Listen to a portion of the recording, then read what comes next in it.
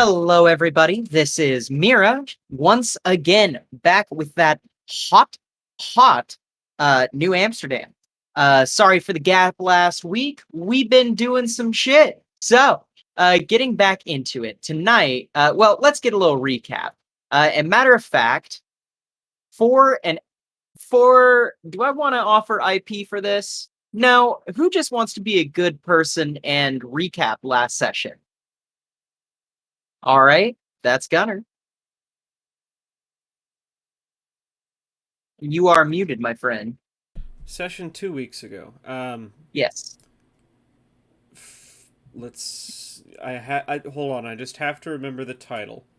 The title is. An encounter in a diner, I believe. Wasn't it?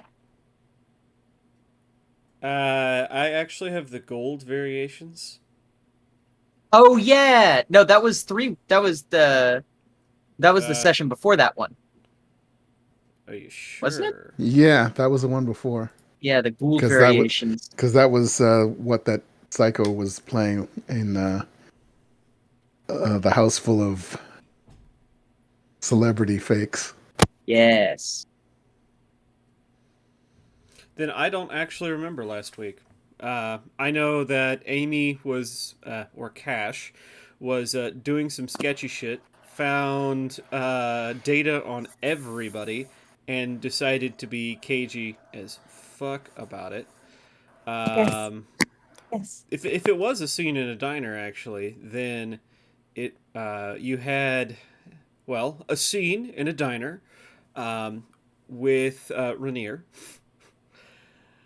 and scene. Not seen. Damn it. Trinix. Not seen. Damn. Uh, and it was quietly walked in on by Cachette and Bepano Stephanopoulos, who consequently almost had a fucking heart attack when he noticed Rainier, because Rainier is the son of Chaim Fetterman, the leader of Demakshpi, New Amsterdam's resident local gang, or resident Jewish gang. Mm-hmm. Uh,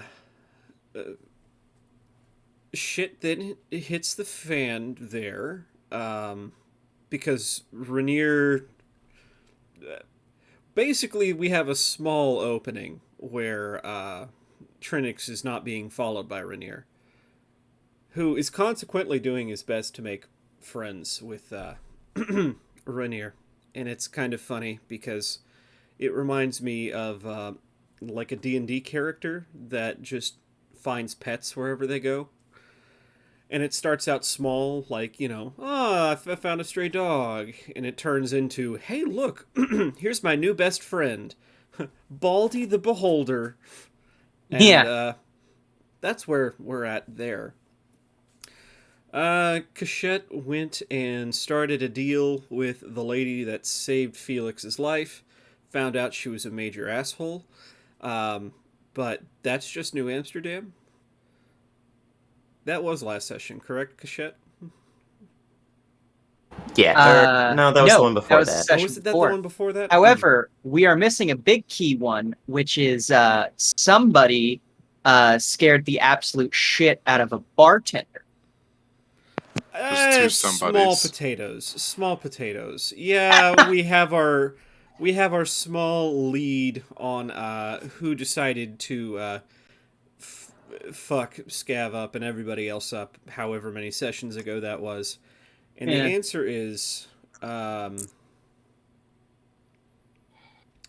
We still don't know. well, Artis. Yeah.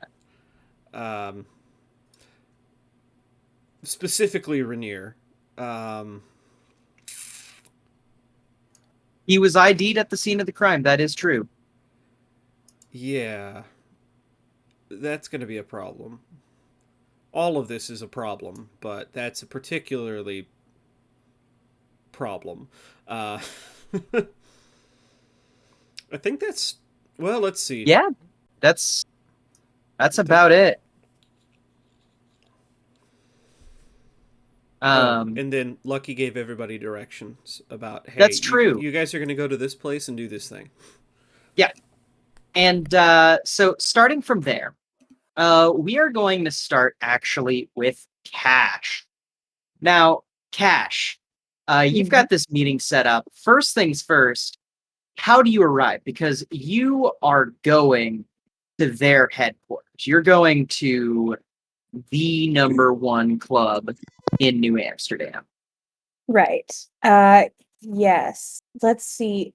How would I look? Oh man.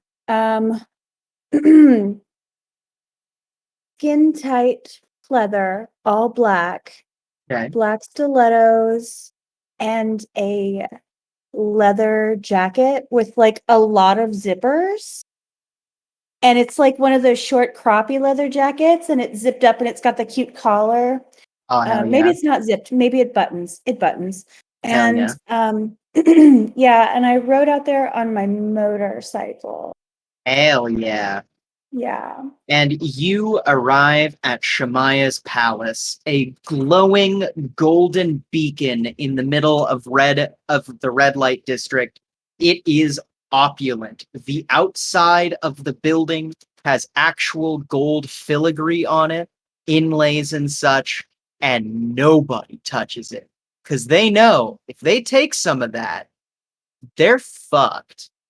Right. So you approach, the club is, as it always is, bumping.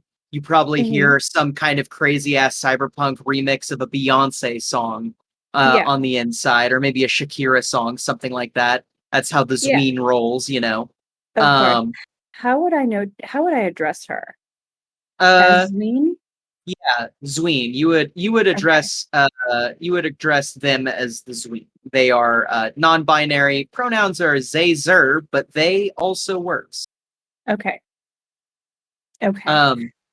But yeah, so you approach the club, and as soon as you actually walk up to the door, the doorman, one of them looks on his data slate, and there is a line going back 2 blocks. Looks at his data slate, kind of looks at the other guard who walks up and says, "Ah, Miss Cash, we've been waiting for you." Hi. Yes, thank you very much. Is she ready? Sorry. Are they ready for me? Kind of nods and says, "I'll escort you." And Thank you very much. these bodyguards are they are deceptive, right?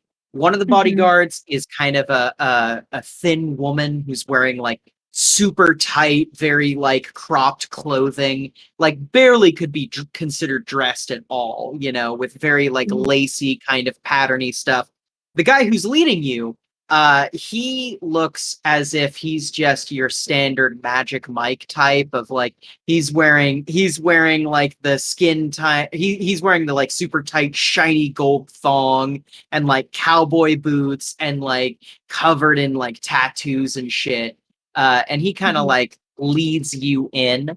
And you get into this club. And have you ever been in Shemaya's palace? I have not. Okay, Shemaya's palace is without a doubt the coolest club you have ever seen. Maybe not coolest in the sense of, you know, like you specifically do, but in the sense of general edge runner chic. The place is covered head to toe in diamonds, gold, platinum, gemstones of all kind, and most importantly, this place is to the brim with the most beautiful people you have ever seen. There are no slouches that get even on the dance floor. You know, everyone in here, the dress code is whatever you want so long as you look good in it, if that makes sense, you know. For sure. Yeah. It is a curated crowd, and out of that line that's going back 2 blocks, you would assume maybe 10 people in that line are going to get in. You know, this place is exclusive, it is big, and it is damn nice. You are led up a glass, like a crystal clear glass staircase, one of those spiral ones. And you are kind of brought up to this big door that has red leather with gold inset buttons that press X's into this door as it kind of this big cushiony door. And you see two more of these scantily clad women who kind of open the door for you. And as you see the inside, you see the Zween herself in a room where there is projection showing a suite that is in nature itself, clear crystal blue skies with white dotted clouds, an Athenian Greco sort of sense of style, big white marble pillars with gold inlays and ivy creepers going up and down it. The floor itself almost feels as if you're wading through a pool of water, though you know that it's solid ground beneath you. At the very center, there is a Shea lounge in which Zween Shemaya is laying. Zween Shemaya is 6'7". They have currently they have a bright cotton candy blue hairstyle that curls down and frames their face perfectly as if they were an Art Deco piece. Their eyes glint with this gleam of both greed and gold at the same time. Their dark skin is exposed underneath bright white clothing with gold inlays, something that just covers their chest and then some sort of toga-like wrap at the bottom. You see on one of their hands, they have these long 3-inch nails that couldn't be made of anything other than a precious metal. And they kind of gently tap a glass with these nails as they see, Cash, it's a pleasure to Hi. meet you in person. It is Please, so nice to meet you as well. Thank you for having me. entree, have a seat. Of course. And yeah, as you enter, the door closes behind you. You hear the music gently playing in here. The soundproofing in here must be amazing because outside of the club, all you could hear was like boom, boom, boom, boom. You know what I mean? You don't hear Yes. anything but what the speakers are playing for you in here. And it's a kind of Right. gentle backdrop mixed with bird song and Right. like ocean noises. Mhm. The Zween has a couple handlers in this room. Two of them look like they might potentially be bodyguards, but you would assume all of them are bodyguards. One of sure. them brings up a silver tray to you with a small hexagonal glass with a pink fizzy drink in it. I will accept the drink. Yeah. They give you the drink and they give you a gracious bow, and right before you drink it, they take a cherry from you don't even know where and place it at the very top of the drink. Thank you. Thank you. Yeah. Uh, Um, this is lovely. and Wow. Your space is incredible. yeah, and the Zween essentially goes, "Oh, I know. I have paid for it to be incredible." It shows. It's absolutely opulent. Yeah. Again, thank you for having me. I don't want to waste too much of your time. Um, I just wanted to have the opportunity to show you in person some of the things that I'm working on. So, as you know, InfoDev is down and everything that is up is heavily policed, and it's just there's no place to be free. Mm.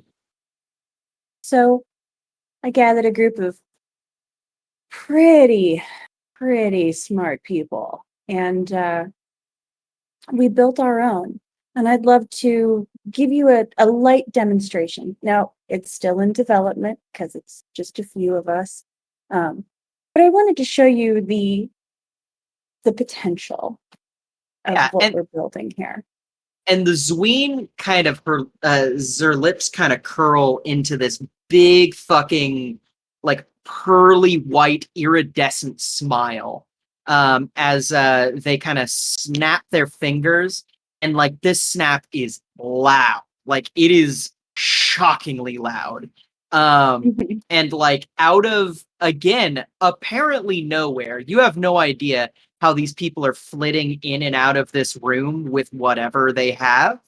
Yeah. You assume there's a logical explanation, but I mean, in the moment, it seems like magic.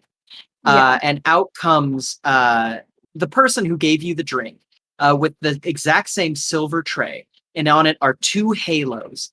These are the nicest halos you have ever seen. These must cost 1,000,000 eddies each. Wow. They That's are a lot. minimalist. They have a nice streak of gold that go around them. And clearly they're a projector system as opposed to a glass system. Oh, I love that. Oh, I'm Yeah. so excited. This is incredible. So, I am going to plug both of those into my cyber deck because that's what I've got linked Yes. up to everything else currently because it's Right. not technically online yet. Right. And I'll take one and I'll kind of like motion and I'll put mine on. Yeah, and the Zween kind of takes a moment, drinks out of her glass, which is like, or their glass, which is like a martini glass, like clear, and then puts the wreath on themselves, and you know, Mhm. kind of waits for initialization. For sure.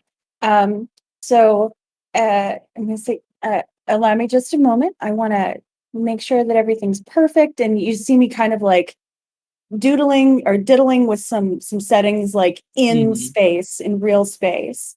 And I'm like, okay, here we go. And I'm gonna hit my button, and we are in the street at in front of her place. Yeah, And everything now I know the devil's in the details, so it's not completely perfect, but yeah, everything feels like it should be. yeah. And the sky is clear. It is sunny. It Mm, is absolutely radiant. New Amsterdam looks like someone power washed the fuck out of it. nice. And I'm like, please feel free, like move around in this space. Now, again, it's just a demonstration, so I don't have a lot of space. But Yeah, this is the start of what we're working on. and the Um, Zween's avatar looks exactly like them, yeah, like to a T. Like it's one of those things where you're like, damn, I'm just Sonic right now. exactly. Exactly. Yeah. Well, I think I would have probably in this moment, I would have changed my avatar to just me.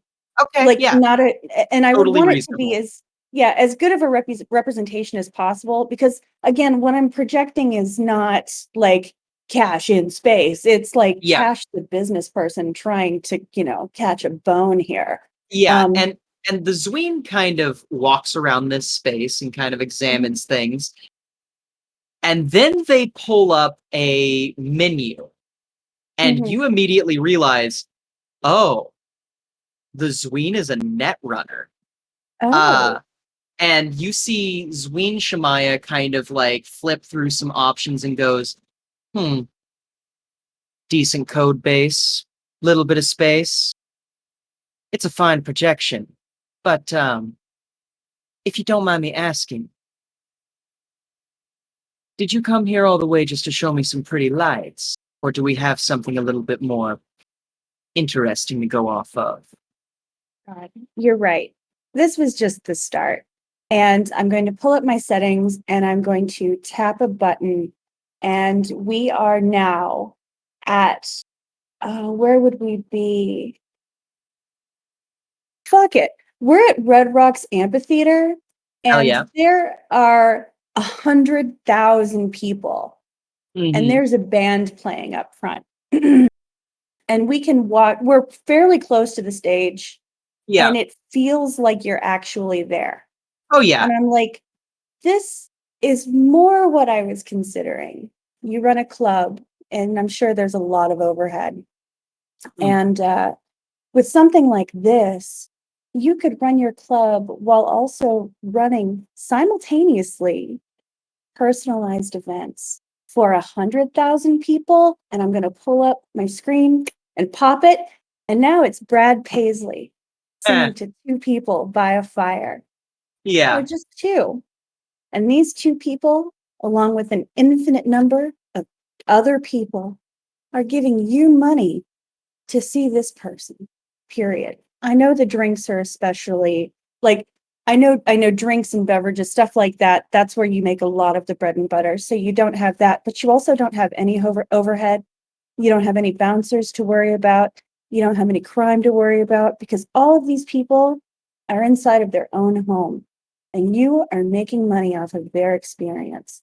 Every single experience these people have, you're making money off of it. If you've got the Eddies, it doesn't have to be a lot, or it could. This experience right here could be 10,000 Eddies. And that guy, and I'm going to wave to Brad fucking Paisley, who's going to wave fucking back to me. He's going to go, I'm going to go, is as real as we can possibly make him. Shit, we might even be able to get the real, well, no, I guess we can't, he's dead. But that's okay, doesn't matter.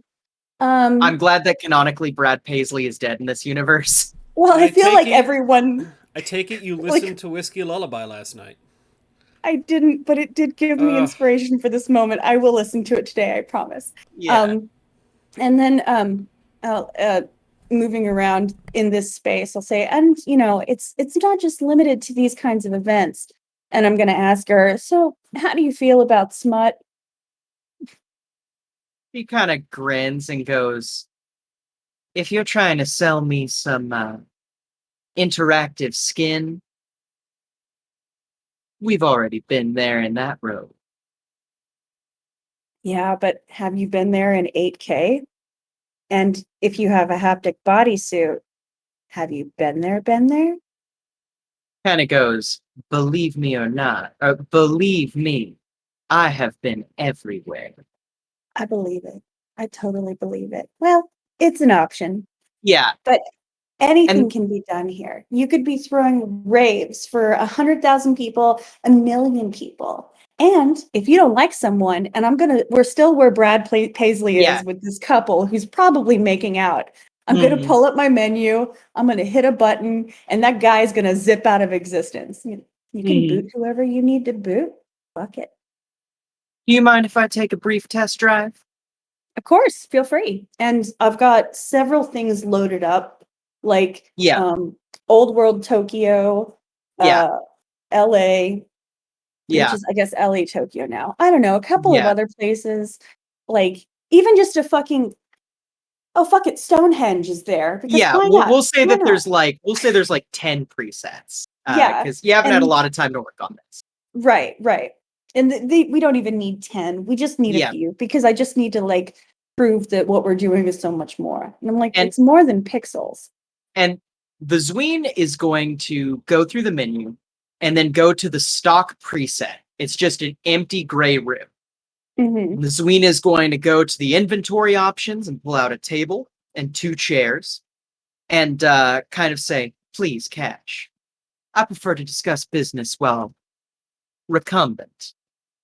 Of course. Yeah. Absolutely. And they'll sit down, they'll look and they'll say, now, this idea, it's a fairly good idea, especially at the ground level, offering something that typically only people who are in the higher up ranks of, I don't know, op or say some sort of government official might be able to get, corpos and the type, and bringing that to ground level. Yeah. Now, the thing to consider, though, one, those upkeeps that you're telling me about that I won't have to worry about, those still exist, even in cyberspace. They just come in different forms and don't have to be as physically intimidating. Right. For now, sure. I have 2 important questions for you, and answering the first might help lead you to answer the second. My first question is, what are you really offering?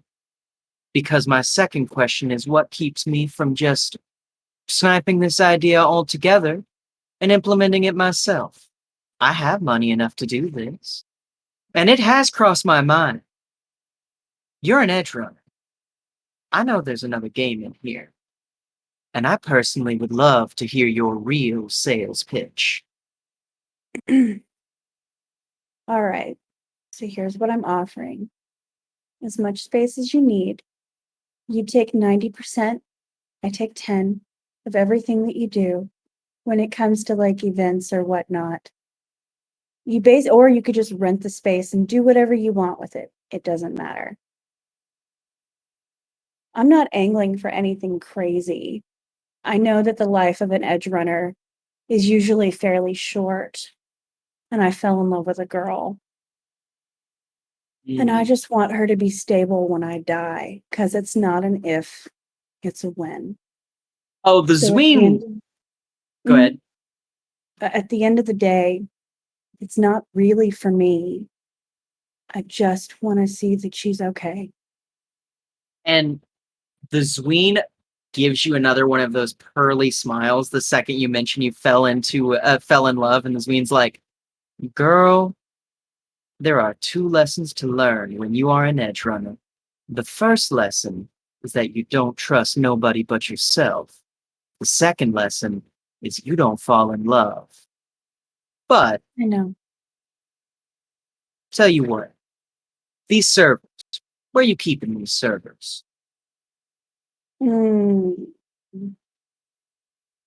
I feel like that's a bit more confidential right now. So discretion is important to you. It would be ideal, yes. Discretion is important to me as well. Say, for instance, I front some sort of club situation, and maybe under that I hustle some numbers, maybe run a couple orders, things like that. What are you going to do whenever I do something like that? Okay, out of character, what do you mean? What does she mean? Like, Like doing actual sketchy edge runner shit with the server oh, stuff. got it.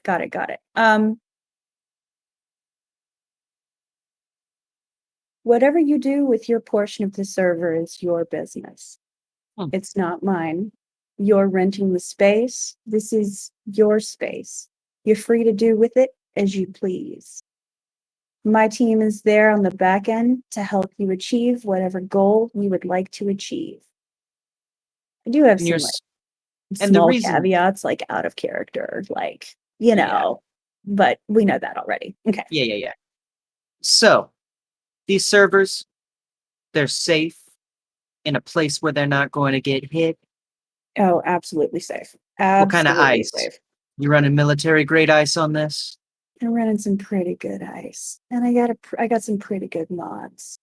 They're on top of it all the time. Kind of says, now, Cash, the main reason you're in my office right now and I'm in your office right now is because Lucky has done me a couple good turns. Yes. And in favor, I have given her a couple good terms. But this is a separate issue entirely. I'm going to tell you what I tell everybody before they become a partner in business with me. I'm no bullshit. That drink I gave you, the liquor inside of it, that's a 200-year-old vodka. I'm no bullshit. That vodka, just like me, no bullshit. Anyone Fair. tries to strike at me, that's some bullshit. Of course. But, flip side, anybody tries to strike at you, that's some bullshit. You got moxie, you got spark, and you got a reason. And that's about all I need to make an investment. So, instead of a rental, how about this? I'm willing to offer you 750,000 eddies for a 10% buy-in.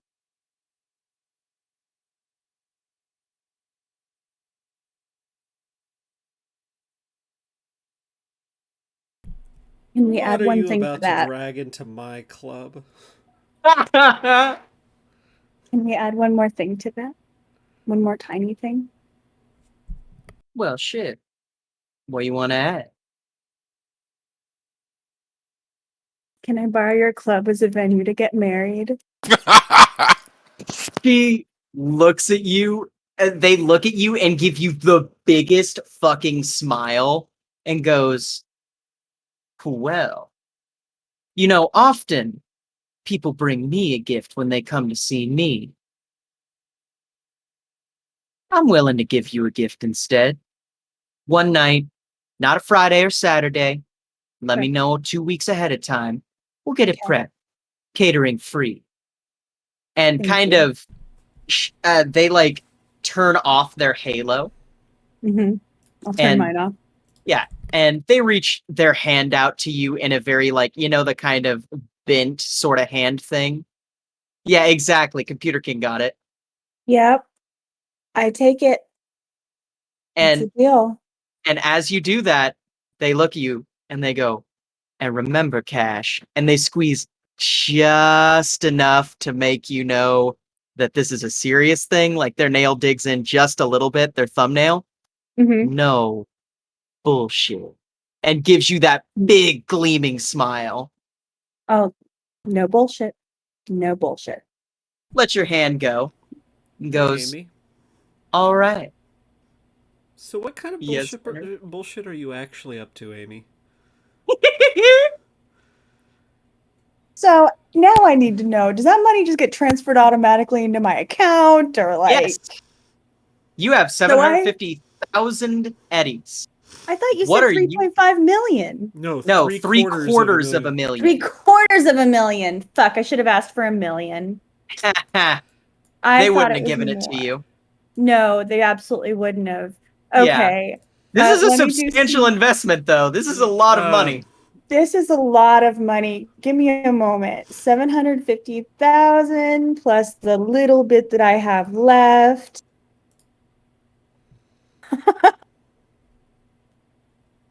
Oh my God, we're gonna go shopping. Now, keep in mind, this is money you're supposed to be putting to the server. No, that's what Yes. I mean. We're That's gonna go buy-in. shopping. Yeah. Hell yeah. And they say, now please, whenever you come into my club from now on, you're a business partner. And business partners drink free and party for free. Please enjoy yourself, you and your fiance. Congratulations, by the way. Thank you. Thank you. I'm very excited for the future for all of us. Yeah, and they'll like probably raise their glass to clink with you. Yeah, Clinky clink. Holy Yeah. shit. All right. and that drink, by the way, is like the best drink you think you may have ever had. It like next to Pierre's stuff, you know what I mean? Like Pierre always knows how to make you the perfect drink, but these ingredients are so high quality. Mhm. You know, uh, Hey, Cash, can I remind you of one thing? Yeah. This is one of my favorite sayings. There is no Which such one is thing as a free lunch. I know that. I'm not taking a free lunch. I know the that. lunch is the lunch is not 3/4 of a million eddies either. I know that. I know what I'm See, doing. I've had The lots of words time to think about the it. words coming out of your mouth say you understand, but I don't think you understand. But yeah, so Cash, what do Mhm. you do after this meeting? Well, I am going to get a bottle of water from the bar. Sure. And then I am going to drive back to Tartarus. Uh-huh. I'm going to run into my server room and I'm going to look at my little gang and go, you guys, we just got a fucking partner. And then I'm going to throw up in the trash can. Oh yeah. Yeah, probably Yeah. Crumb Kenny goes, "Oh shit.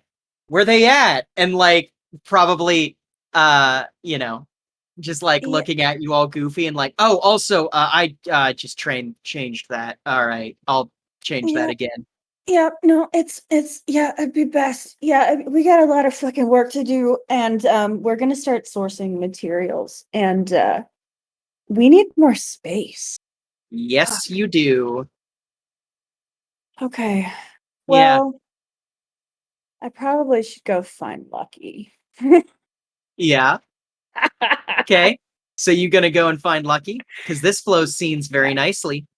It does, it really does. And on the way, I'm gonna text Trixie and just be like, "Holy shit, my fucking meeting went amazing. I'm gonna take you out later." Huh. Yeah. Nice. Yeah. And Yeah. So you head up, and Lucky, you get a knock on your door.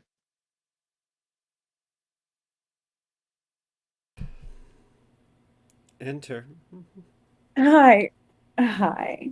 How are Scav is you? casually sitting on the couch, by the way, Hi, as you Scout. do. He like waves and goes, "Hey, what's up, Cash?" Hi. So, how are things? What do you want, Cash? Just to say hi. Cash. Just to say hi and say I have more money than you.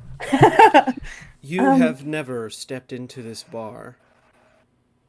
You have never stepped into this office just to say hi. Really? Well, I Never. feel like Not once. I feel like that's more about you than about me because I'm a very friendly person. But you know what? That doesn't matter. So let me look at that black box. It's connected to the server. Yeah, I know. I just want to look at the outside of it for a second. Can I just dig around? I'm like, where is it in your office? She kind of sighs and pulls open the drawer, unhooks it, sets it on the desk. Okay. So I'm gonna do that thing that people do. I'm gonna like hunch down and I'm gonna start messing with it and like looking at like, I don't know, the ports and stuff. And I'm gonna go, so just like the smallest of heads up. Huh. I'm listening. I designed some really cool shit on the bay and I'm like tinkering with the bolts and like blowing on things as I talk. Like yeah, I designed some stuff on the bay and I had a meeting with someone and I have more space in the club. You have the black box taken out of your hands, and it's put right back into the desk. And she goes, I already told you.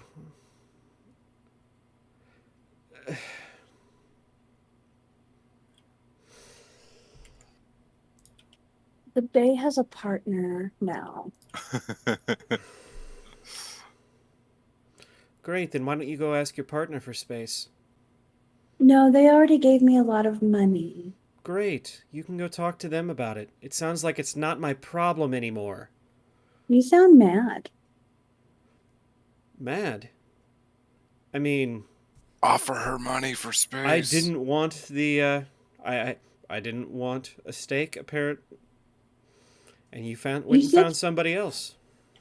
Right. So, like, why are you salty? I mean, I will rent the space from you.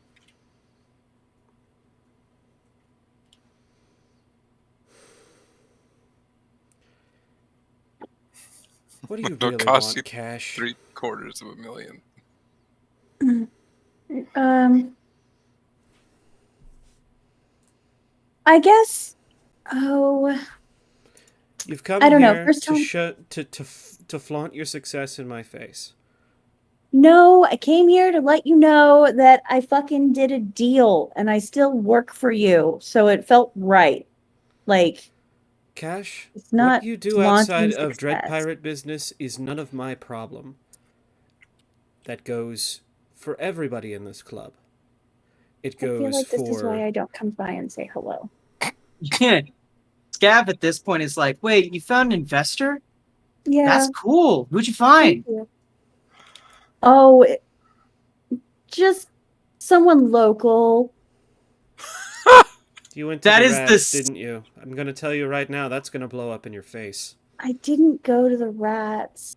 Oh shit. You know what she probably did? Oh, did you go to fucking wait. No, you wouldn't have gone to the Yakuza. That would have been bad. I hope you didn't go to the Yakuza. I didn't go to the Yakuza.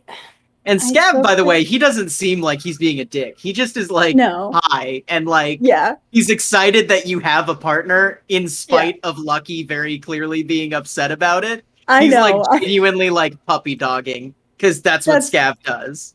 I love that. I love that. I'm gonna look over at Scab and go, no, it it's me tonight. And his jaw drops and he goes, oh. And he looks over at you, Lucky, and goes, hey, babe, I'm gonna get us a couple bottles of water. Shut the door behind you. He kind of nods and he looks at you, Cash, like, oh no. What did I do? He's gonna walk out and close the door. As he walks out, I'm gonna look at him like, what the fuck did I do? And he's just gonna like shrug and give you that good luck face. Like that like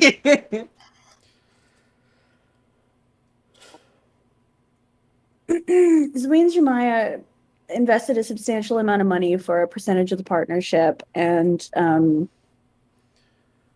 yeah. Then it sounds like you're working for the Vices now. That's great. I've worked in a group that had a Vice in it before, an ex-Vice. You should probably go take this to them. You sound extra salty. I thought we were friends. This has nothing to do with being friends. I mean, I offered you a stake in the company and you said you didn't want it. You had nothing to show. Just empty promises. I'm glad you had something for her.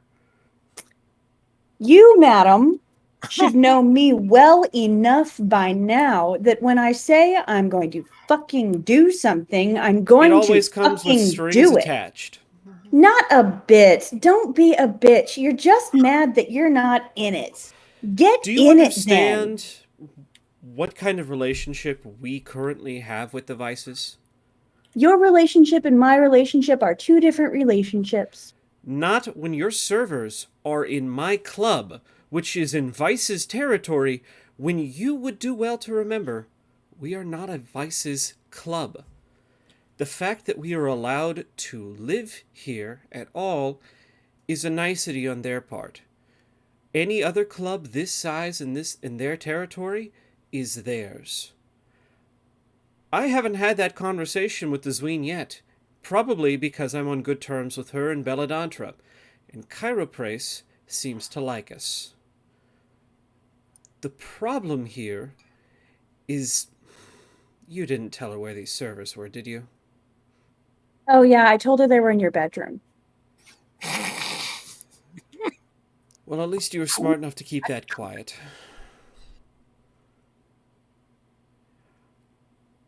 I am trying my best to keep this club out of anyone else's hands and trying to keep us free from trying to keep us free to do what we want. Okay, well, you're doing a great job. I don't think you understand. No, I don't think you understand. I offered you a spot. I didn't even ask for money. I offered you a spot because I thought that this was going to be something and you wanted a major really stakeholder. Exciting. You wanted a piece of the business. Sure did, because you don't have any fucking money to offer me. Yeah, sure fucking did. And now you have money and a 9-foot piece of rope. I guess we'll see what happens with the fucking rope, won't we? So do you want me to move these servers? Do you want me to get the fuck out of your fucking club? What do you want from me now? Are you extra salty so you want to kick me? Which is fine. I mean, feel free. I got the money to fucking rent a space somewhere. Not a big deal.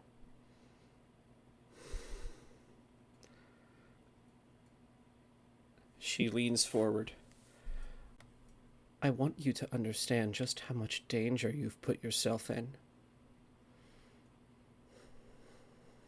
Madam, I'm always in danger. It doesn't matter. Why can't I control at least the tiniest aspect of what happens to me at this point? Please. if I'm gonna go Please down, tell me you at least got a good cut for it. I got a pretty good cut. How much, and for how much steak? 10% stake, $250,000. 3/4. $750,000. Thank you. Thank you. Thank you. Oh, I thought you were just lying. Zero money. No, I knew it was a mistake. No, it was a mistake.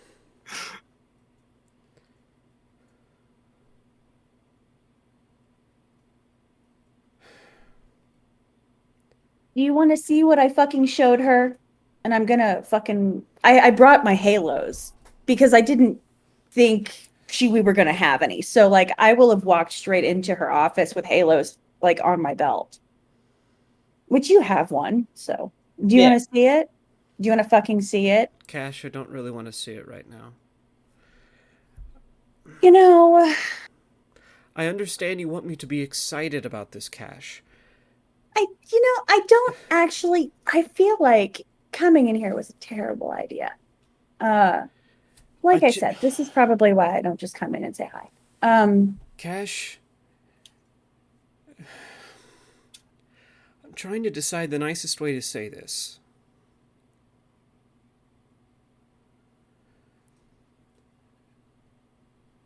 You're in bed with the Vices now. I was gonna say, you put your hand in a cookie jar full of scorpions. It's true. I did. And I gotta be extra careful in the jar. You wanted to be a major stakeholder in Tartarus. Well, even if that was a possibility then, well, it's not a possibility now, even if you did want to go back. Because you're a Vice now. You're working for them. I'm not anything. I just built a program that was very cool and wanted to share it. And now they own 10% of your business. Mm-hmm.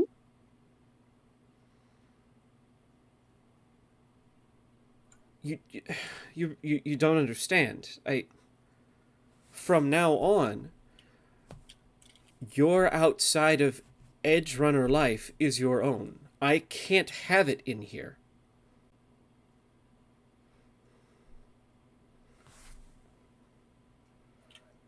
Okay, well, this was a really great talk. I'm so glad I stopped by.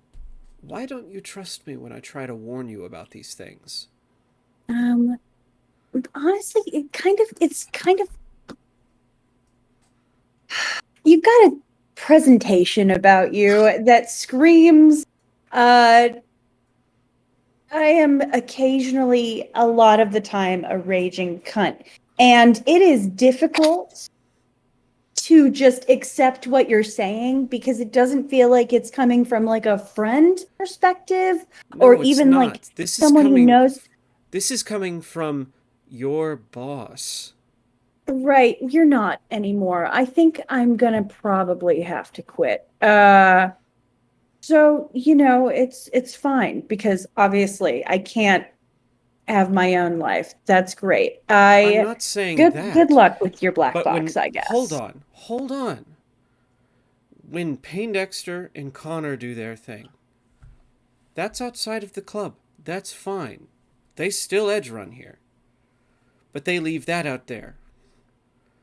You are hosting something the Vices own in my club.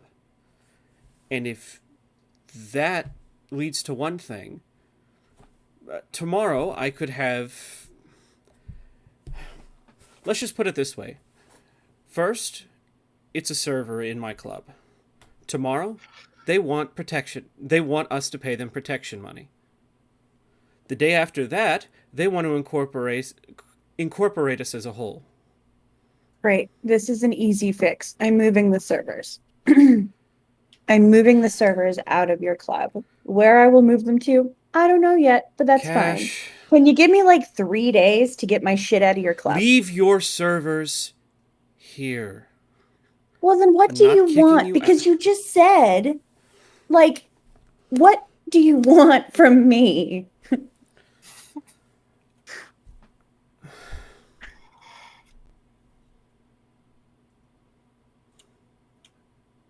I want you to wake up and realize that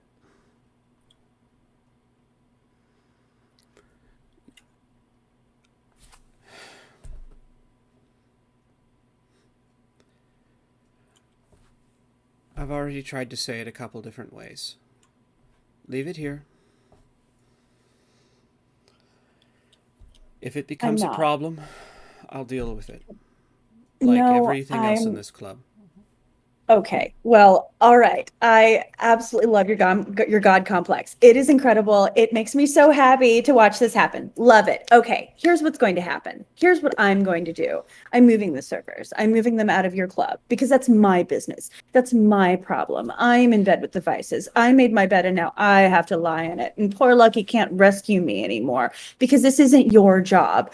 I really was just excited about a fun new thing that was going to happen because someone actually seemed like they were pretty interested and had a bunch of faith in what I had going on because god damn it, I am real fucking good at what I do. Whether you want to admit it or not, it is just the fucking truth. So, I'm moving my servers out of your club. If you would like me to continue doing work for you, that's fine. However, if it interferes with my business, I'm going to have to pass. I hope you have an amazing day. I have to go make some phone calls now. All right, And I'm before you gonna walk out turn that door, around. realize why having those servers here is a good idea. But you just okay, real talk, out of character. I literally just had an issue with this with a client. So like I think I'm feeling it in an extra raw kind of way right now. Okay, moving on. Yeah, deep breaths, everybody. Remember that we are Yes. all friends at this table and we are playing No. Because characters. here's the thing. So Oh, no, you're fine. One, Lucky is. I don't want to have to Yeah. deal with devices right now because they walk in and say, "Hey, this club is ours now." I really don't have anything to bargain with. Right, no, that's They fair. don't And know and that it's here yeah. yet. No, but they will probably find out. And it is a good Yes. idea to probably move them. Like, I really do think it would But be a good idea to here's move where I'm them. trying to protect your servers. Hmm. You have the Dutchman here. And yes, I know we've had some break-ins with them. Consider But you would have had way more issues with yes. the amount of high-tech shit you have in this place That's true. without them. You And guys Yeah. are going from a sample size of their failures, not considering the unseen successes.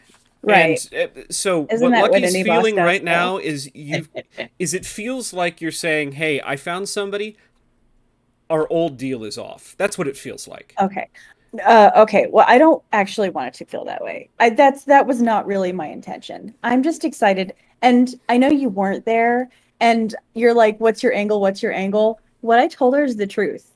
Like it's the truth. Cash is See, gonna die. it's not, and I think that the big concern here, because you haven't been around since, the vices Yeah. were immediately explored. Yeah. They're not our friends. No, That's okay. considering the kind of person that Zween Shemaya is, they are not like what Lucky knows to give Amy some insight is that Zween Shemaya is a fucking snake. She's the ruthless. closest thing to a good guy in this city, but she's a fucking snake. And Everyone know that. there, huh? I didn't know that when I entered into No, Lucky and is literally everybody in this city. This is a lesson that Cash is going to have to learn, right? Yeah. And that's not saying that Amy needs to learn it, but Cash Yeah. certainly will learn it. Yeah. Anyone with So- any ounce of power in this city will fuck you, drain you, and then throw your corpse in a river just as soon as be your friend. because Technically, half including of Lucky. this- I'll do it for 10,000 Yeah. eddies. Yeah. half of this is Lucky right now is trying to tell you how much danger you are in, because not because yes, she says that she's saying this as your boss or as the de facto head of the Dread Pirates right now. Right. But really what she's saying is, I am trying and failing to separate my feelings as a leader of this group and as a friend, and failing horribly. I am Yeah, trying Lucky to tell is bad the at reason talking she's to people. the I mean, she's reason- great at talking to people. She's bad at leveling and Yeah. empathizing with people. Yeah, no. She lives in a world that Cash does not understand, that Cash Yeah. is diving into feet first with no precaution. Yeah, Like, consider what you just did. You took I did. $250,000 on the first offer from someone you don't know for your pet project when they implied that they are going to do a lot of sketchy shit on it and asked you a lot of probing questions that you didn't answer, and they were fine with that. Yeah, Like, no, this is a very And scary deal so, you've entered. It's a here, good deal so- if you play it right. all right. But I will I also wonder if point it's- out And so, that go ahead. you do technically have something that they would not expect, and Yeah. that's an AI protecting that thing. Yeah. Right. right. You and have an that's, ace. That's what she's going to be used for. But the ace is an ace as long as it's in your hand and not on the table. Does that make sense? Yes. No, Um, that's why I was never going to bring it up to right. her. No one's going to know. Right. So, And here's the thing, well, no. except the reason why maybe Lucky is Lucky. as worried as she is because Lucky doesn't know. That's what you have Okay. protecting this. Okay, so let's So- go back. And- Yeah, let's rewind a little last, bit. Last Uh, thing. Yeah. I do want you to know I'm not It actually may- upset with you at Oh, all. no. Okay. Another reason. So, on the surface, yes, having it in the club is it is another facet or another way that Lucky can have control.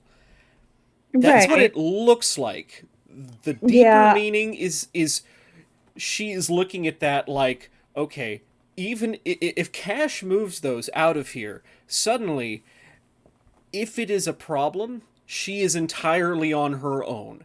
I cannot help true. her. And Which Even though- normally... Oh, go ahead.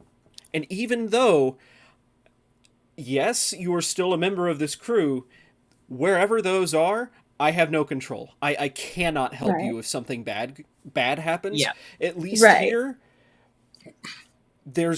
I can do something. I can Right. help. And Yeah, so for she's sure. trying to say, this is a really bad, I think this is a really bad idea, not because I think Mhm. you're dumb, Yeah. but because I don't think you understand who you've just dealt with. And by the way, this affects more than just you. right. even if right, even right, if the Zween says, no, this deal's between us, it's never just between us. I know that. I do want to mention also, as Cash took the first offer, Amy would not have taken the first offer. No, yeah. I would have been like, can I think about it? I just got excited. No, Yeah. no, you're fine. Which is totally fine. That's a total, like, listen, at the end of the day, you haven't done anything wrong as No, a player no. or a character. No. If this is how Cash would act, this is great because Yeah. New Amsterdam will teach you a lesson until you It learn will. it. Like, It will. Lucky It has will. learned that already. Lucky Yeah. fucked up twice in the same way and got hurt way worse the second time and immediately went, I'm never losing a lesson again. Every lesson I learn, I'm learning. Why do you think Lucky Yeah. put those things on the main map? The, like, tenets? Those are the lessons Lucky has learned throughout this Yeah. game. That's fair. You So- know? That's yeah. So, So, all right, okay. back in character. She's hey, So where do we Yeah. want to rewind to? Would be the I good think question. we can Let's stay rewind to right where before we I walk. were. I was gonna Yeah. say Okay. right before you walk out. Yeah. Yeah, before I turn to walk out, you tell me that. I Yeah, say, it's listen, just- Cash I as a friend, yeah.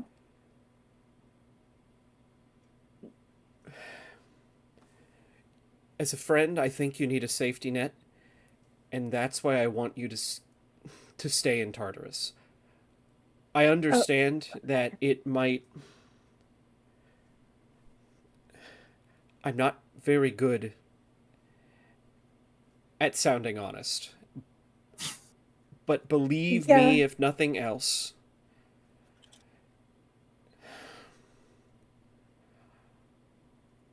I am not worried about.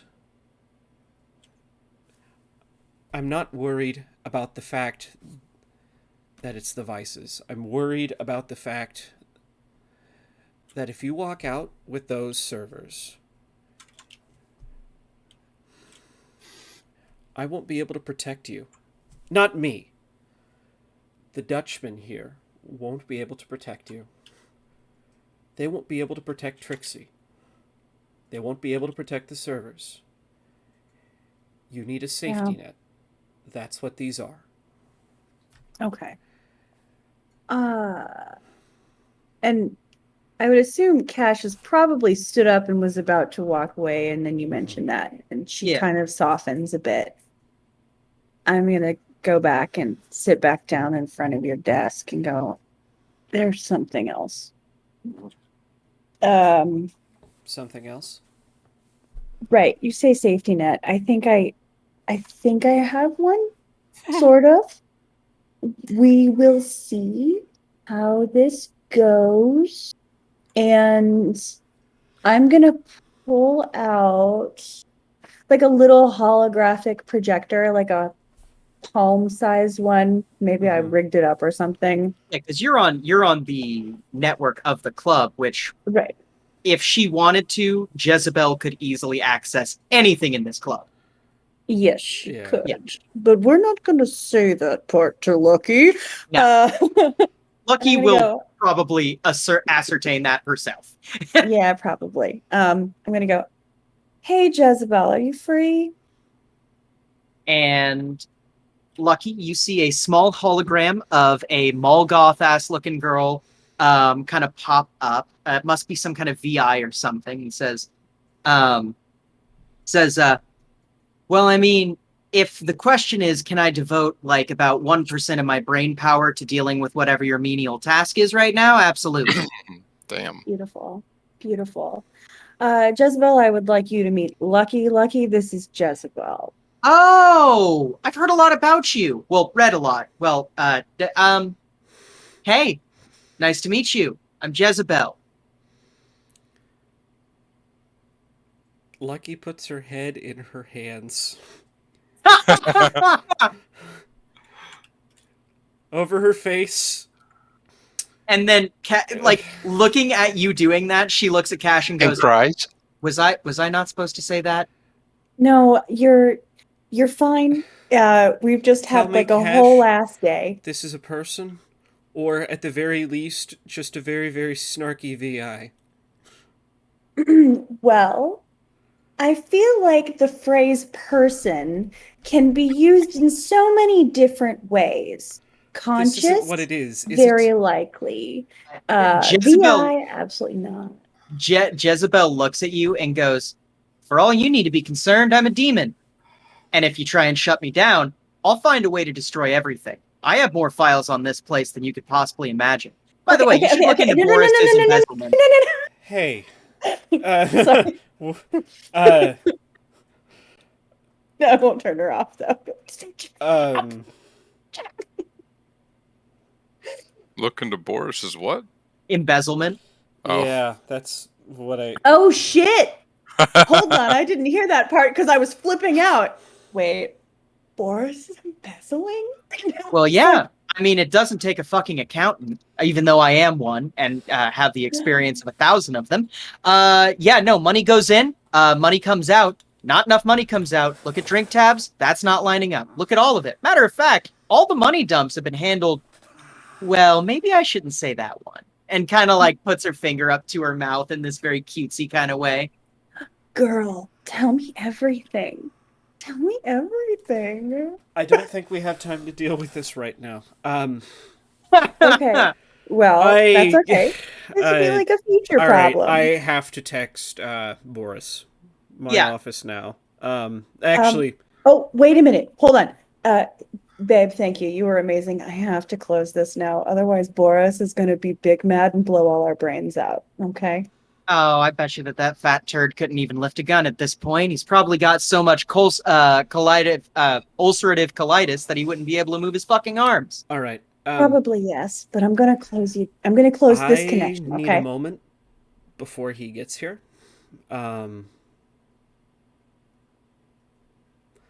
I will ask her to send me that information. Oh, actually, I'll ask her to send that information directly to you so that you have the receipts. Yeah, we are so absolutely. Fucked. We are absolutely so incredibly fucked.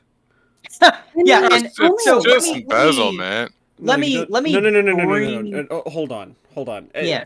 So I Lucky needs like a minute to herself before Boris gets here. Knock, would- knock, knock on. Yeah, I don't. Lucky's door. I don't need him here right now. Yeah. I No, will call Allow him me- after. no, it's not Boris. Yeah. Oh. Yeah, well, you all get a right. knock at the door. Um. And before we move on with that, I do want to impress the gravity because Cash, I don't think I fully impressed the gravity of having an AI.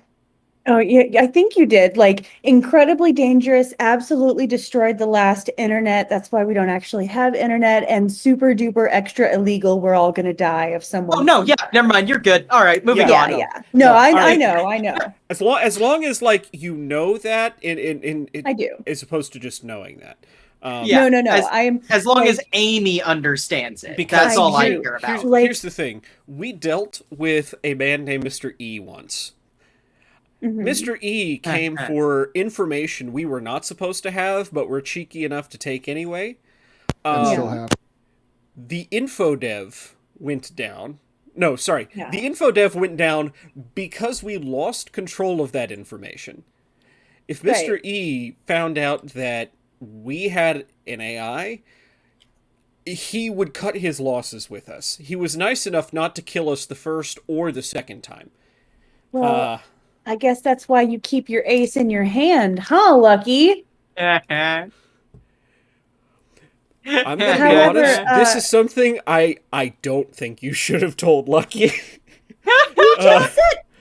Hey. No. The reason. I can't win with you. Hold This on. is drama. Out of, Well, out of- first you of can all, win with- no one can all win right. with Lucky. out of character. It's true. Out of character. If you're trying to convince her that, hey, I have an AI hiding my servers, I can take it anywhere, you're still going to need physical protection. I know. Yeah. I know, but it's just like another failsafe in this moment. And the Oh, yeah. reality And is, maybe I'm Lucky treating will this- come around to it. Maybe, yeah, maybe and that's Lucky okay. will. That's okay. Right now, she's I'm- just thinking, oh my god, Op and White Wolf might come through that fucking door any second. Right. And there was a Well, knock.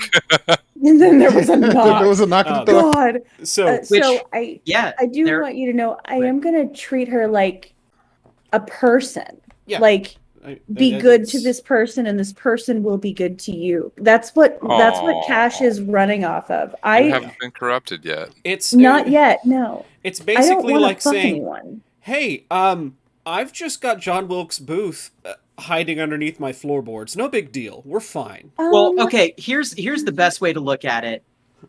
You know how you be good to a dog and the dog becomes good to you. Mhm. You're the dog in this situation. I understand. Yeah. I understand that. Which let's get back into the action. Yeah, There is in fact a there's- knock on your door there, Lucky. Lucky physically gets up, goes over to the door, and opens it. Payne Dexter's standing there. Hey boss. I just got one outstanding job to do, and after I finish it, can we have a talk sometime about me working exclusively for the pirates? I mean, that stuff, all that stuff out there is really fucking crazy, and things are pretty normal around here, so I figured I'd go for a less stressful job. Oh, So, Computer King, I Lucky- love you. If I Lucky- gave model caps in this game, then I would give you one. You basically, Lucky has just been told in the past, like, 20 minutes, like, in-game. 15. Right. Hey, by the way, I made a deal with the Zween, so now we, Deal with the devil. made a deal with the Yeah. devil. And now I have a by nuke the in our way, building. I have, now there is, well, A nuke. An Yeah. AI. yeah, I basically, made a deal yeah. with the devil, Jimmy. Basically, Yeah, there's yeah. this is the fucking data all over again. Yeah. Uh-huh. No, Lucky has Uh. immediately found herself in like such a bad position. And sorry. Payne Dexter is saying it's normal around here. Right. This is So- Because Whiplash. Payne Dexter just dealt with fucking Hannibal Lecter. Yeah.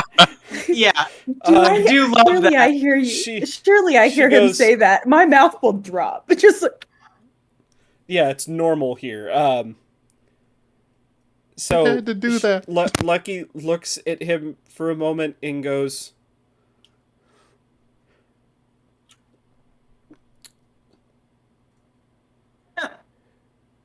come in a sec. He'll come in.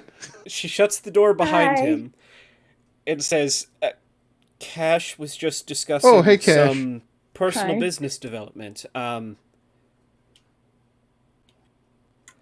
can go. I can go. If you... Actually, I need somebody here to give some legitimacy to what I'm going to do. Are you gonna shoot me in the face? No. You stay for what? She goes over, kind of sits behind the desk,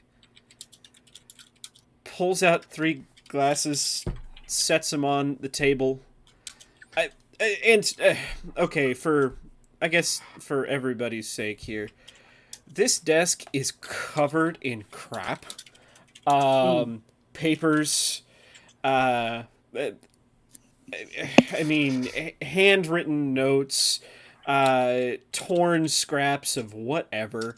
Pretty much the only thing that's in any sort of order here is, I mean, fuck, she's got...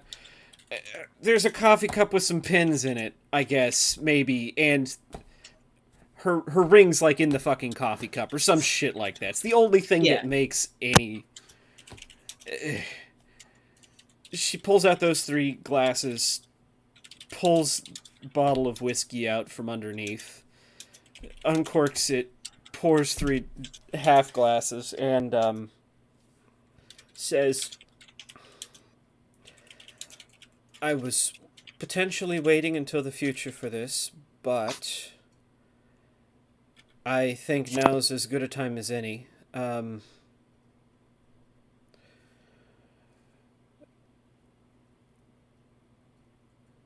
Cash, what do you think about me extending minor shareholder positions to both Payne Dexter and Connor? I think they've earned it. Oh yeah. Totally. Yeah. You know what? I think a position might have just opened up actually for a minor shareholder. So Well, cool. Yeah.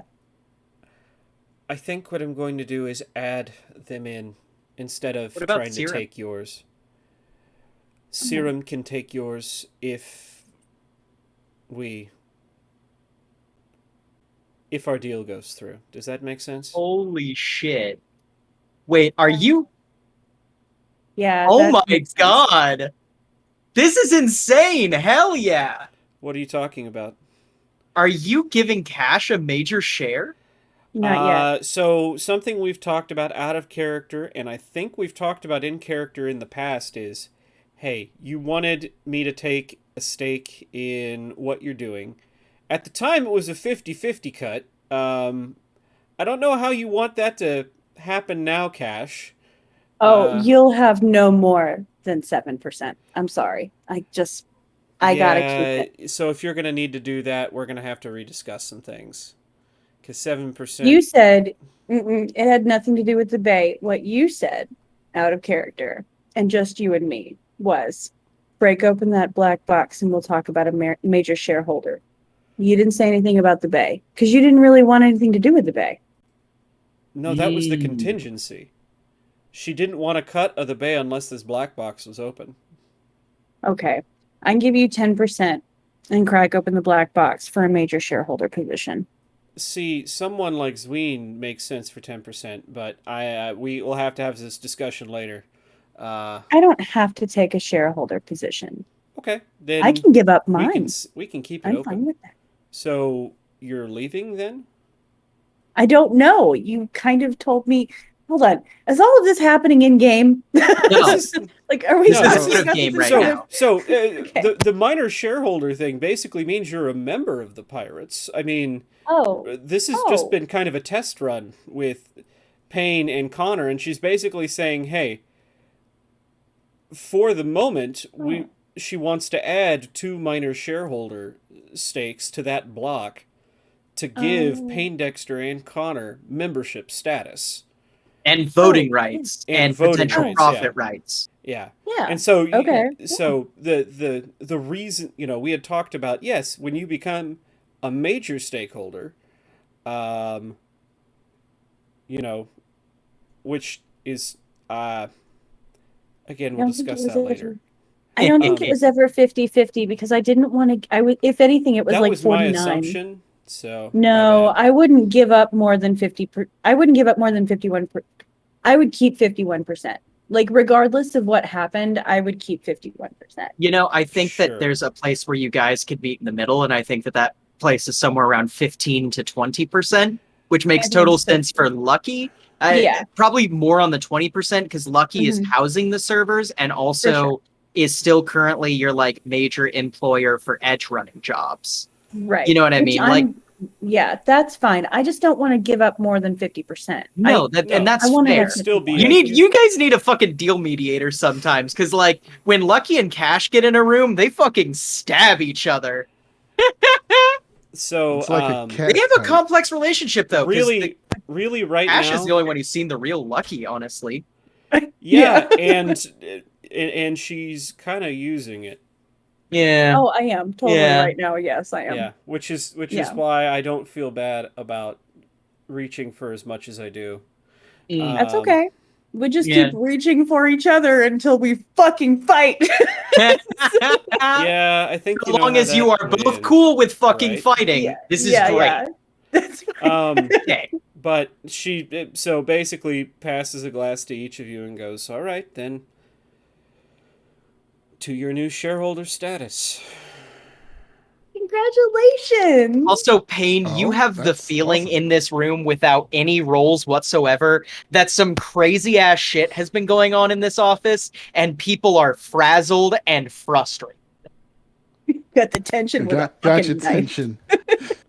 Yeah. Well, that's awesome. I still got to finish this one job, but yeah, I'll go for that. Hell yeah. Just don't die on that job. And I mean, not at least not until you get paid. I Like will. I'll send a message to Connor too. Yeah, Connor, you get a message. Lucky just wants welcome. to see you at your convenience. It can be a whenever kind of thing. He's sitting at in the bar and saying, Which, by the way, Okay. Connor, you saw Scav scurry the fuck out of Lucky's office and then, like, just sit down and drink, like, 2 beers. Which, by the way, Lucky, he hasn't been drinking, but he's been doing sludge. He's technically not supposed to drink for another week. You know, so that's just a thing to consider because you would be able to I don't access have time footage. to worry about him bleeding out and dying because he reopened his own scars, okay? Only Got a lot 15 going things on. at a time. Yeah, that's fair. That's fair. Don't worry, it's alcohol. It'll sterilize it. Yeah, exactly, right? That's how that works. Yeah, so Connor, do No. you head up to the No, office? it does not. Yeah, I'll head up to the office. Connor, you head up to the office. I'm assuming the door is still open. No, I shut the door behind me. Oh, yeah, that's right. You hear a knock on your door, probably from Connor. Yeah, I'll Unless go. you just barge in, Connor. Oh no, I wait till the door opens. Yeah, no, Lucky goes over and opens the door. She motions him in. Hey, Connor, you get the exact same read that I just told Computer King, that I just told Payne Dexter. Yeah, it's weird in here. What's up, boss?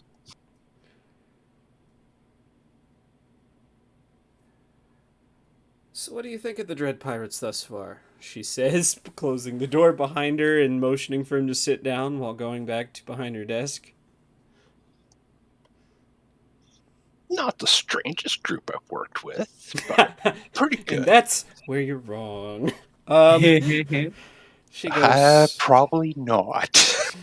God. She goes, right. Pulls another glass out from underneath and pours him whiskey. Offers it to him. Takes it, no problem.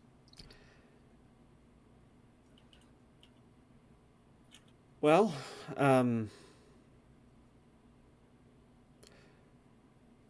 I just made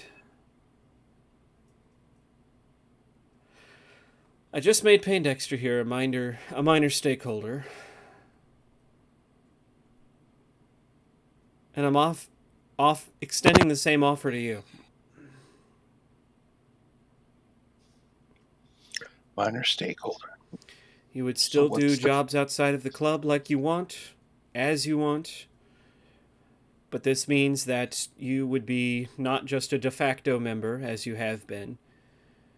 Any politics comes up, any large group decisions need made, anything concerning the pirates, you get voting rights, all of the same benefits that are extended to other minor stakeholders.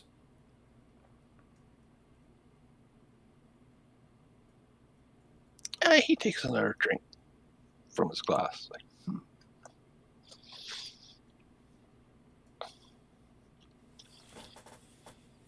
Well,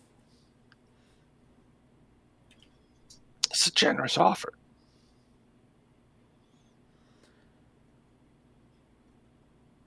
I'm not asking for a decision now. Oh, That no. offer. I've been thinking about if you were going to offer such a thing. I've seen you offer it to others here. That's fine. But the way I live, and what I do, I find it's better if I'm not tied down in such a way. So though the offer is generous and it's much appreciated, I'm going to have to say no. I'm happy to do what I do for you now. Dang. Understood. And your honesty is appreciated. To be honest, I had a feeling like something like this would happen. Thank you. And as I said, the offer is generous and much appreciated. But I'm an old man set in old ways. Of course. Well, then. Lucky you knew someone like that once. Hey, you shut the fuck up. Yeah, but I think he was a lot older than I was. Yeah, I think so. Yeah, you guys.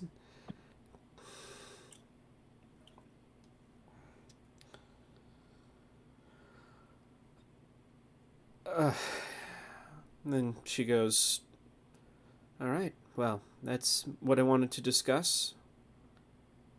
If everyone here could excuse me, I need a minute before I go and, well, we have a chat with Boris. Can I pick up on her mannerisms over that comment? Yeah, go ahead and make me a human perception versus, what would that be, a performance? Oh boy, I get to perform, guys. I mean, it could be performance or it could be a flat check. I don't know if No, you're I have trying to hide it. Oh, okay.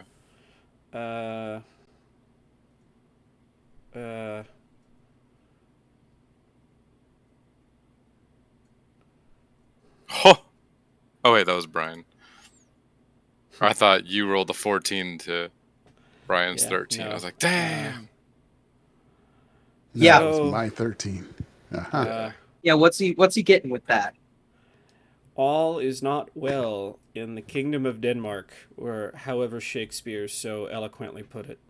I mean, we Something are in is rotten Denmark in the right state now. of Denmark. Yeah, no, that's a great fucking line.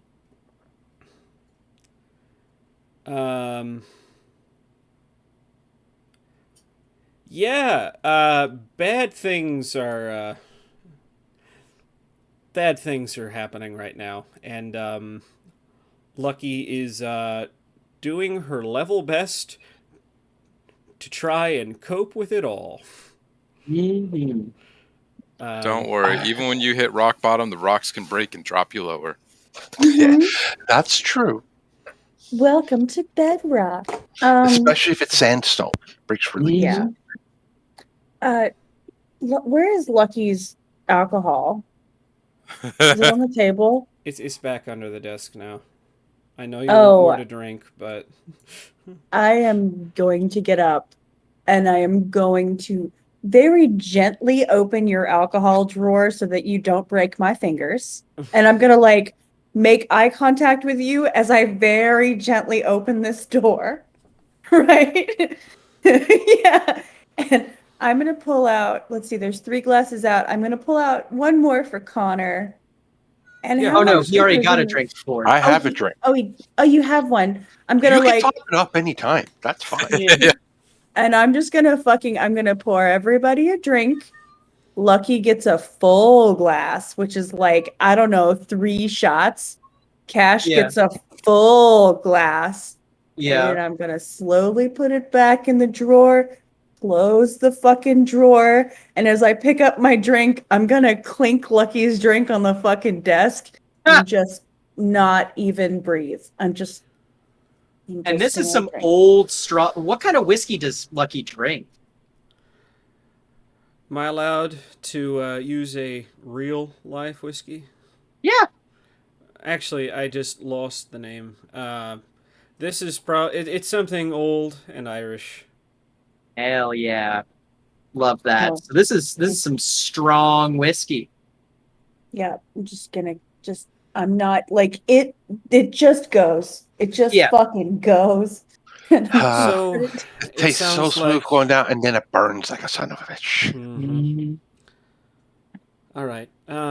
Everybody here will know first. I'm going to be calling a group meeting here in the next day or two. I think we need to get everyone on the same page about a lot of things. So keep an eye out for that.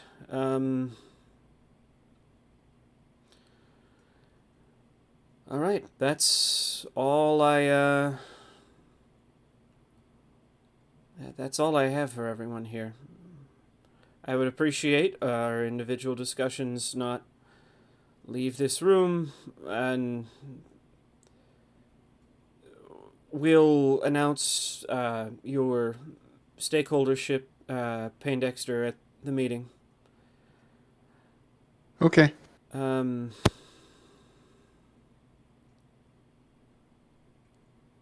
That's all I have. Thank you all for your time.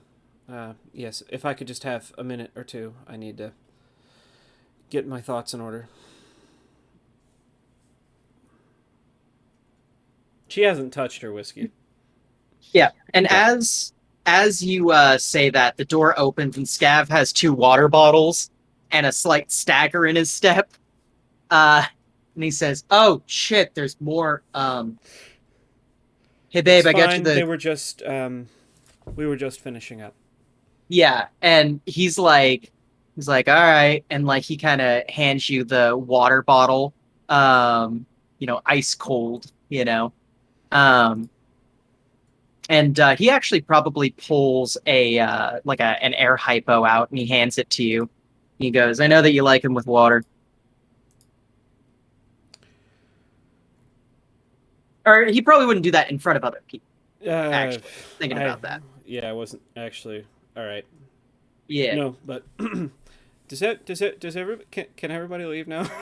Yeah. Does everyone leave Lucky's office? Yep. Time Connor to waits vacate the till premises. Cash and Payne Dexter leaves, and then he goes sits down.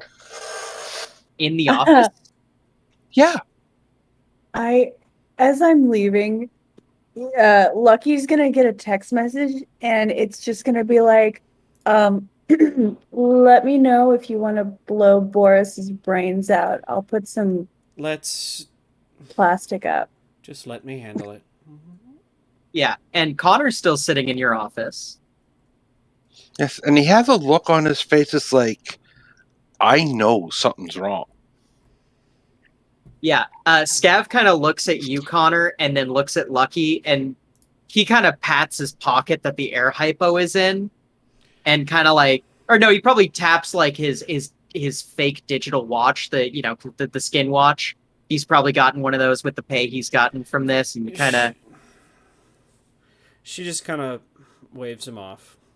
Kind of nods and sits down on the couch. Yeah.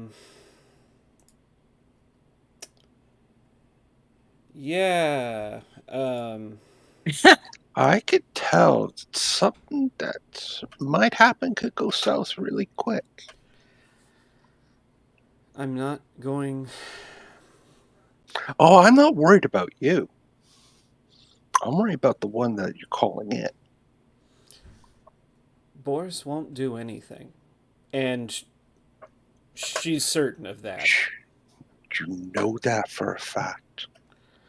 I do. And if I'm wrong, you can tell me I told you so, she says with a small smile.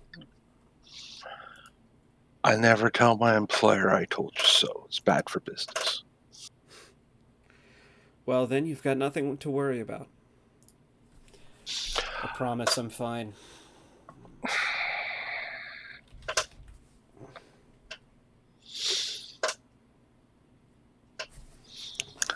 Okay, I'll wait. I won't be in your office, but I am going to wait outside that door. And if things do go south because of Boris, I will do my job. As I expect you would. And Connor will wait till Boris comes in, and then he'll leave. Like, we finished our meeting. Yeah. Okay.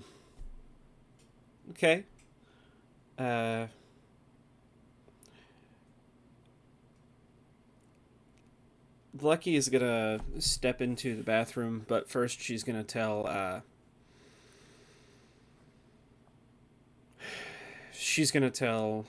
Scav that he should probably head home, and she'll meet him there. Scav's gonna be like, all right, I'm gonna leave the thing in your drawer, that thing you told me to get. She nods. Yeah. And Connor, you see Scav hunch over, and you can make an awareness if you want. He's trying to hide it, but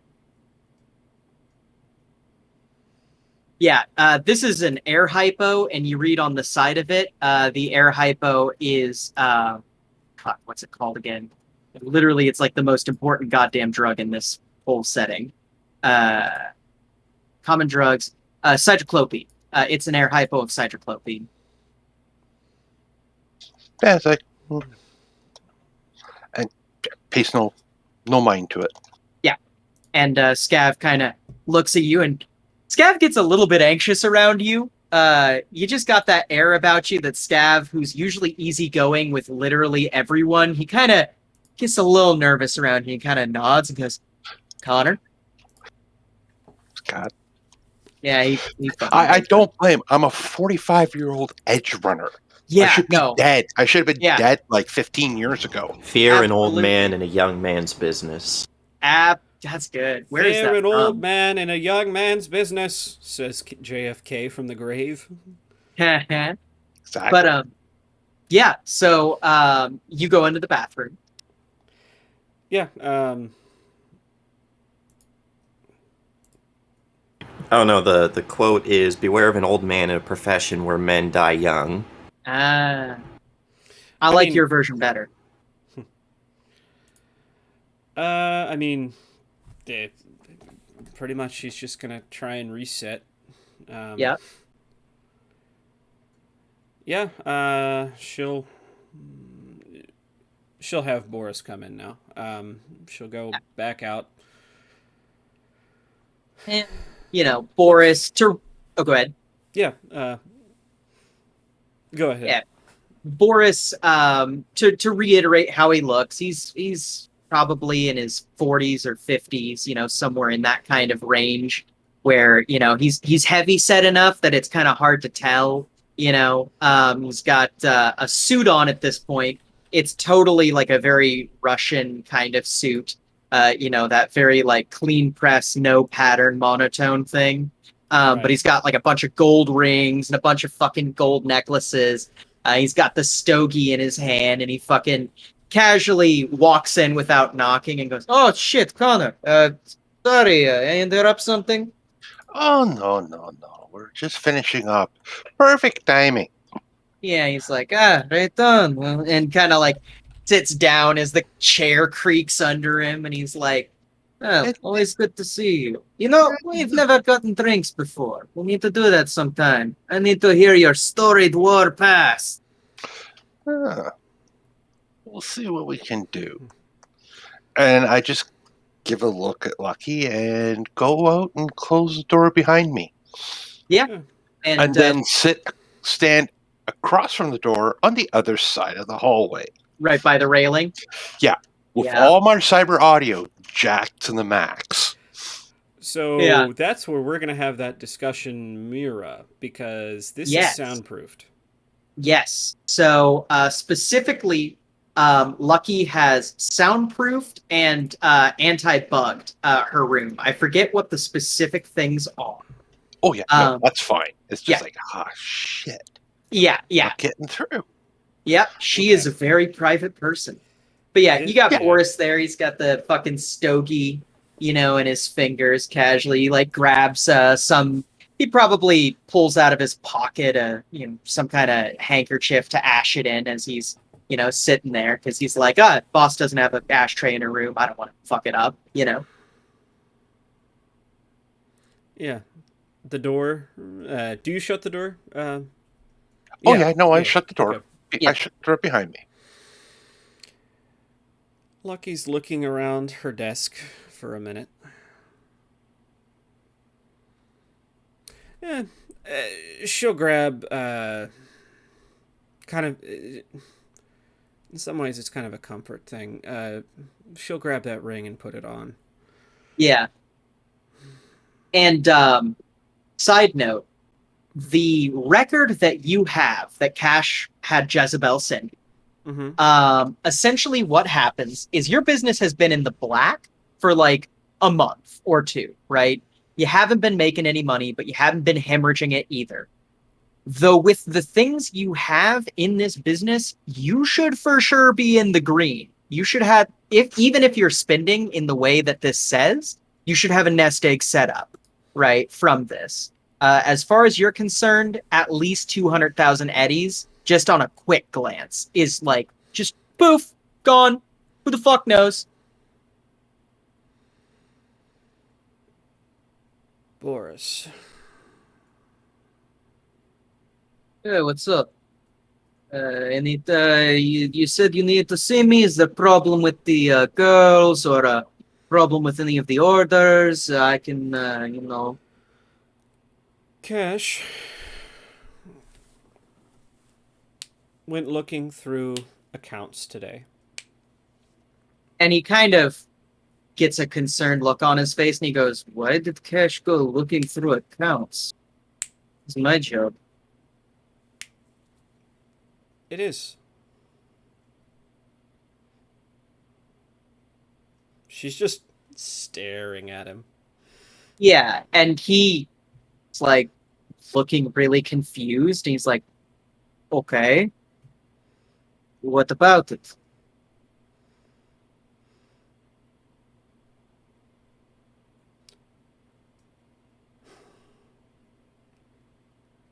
She sees that there's a lot of money missing. And he kind of pauses and he's pretty unflappable. He takes a puff of his cigar and he ashes it on his kerchief, and it's cheap. It smells bad, He goes, "Well, boss. Well, boss, That's a pretty serious accusation you're making."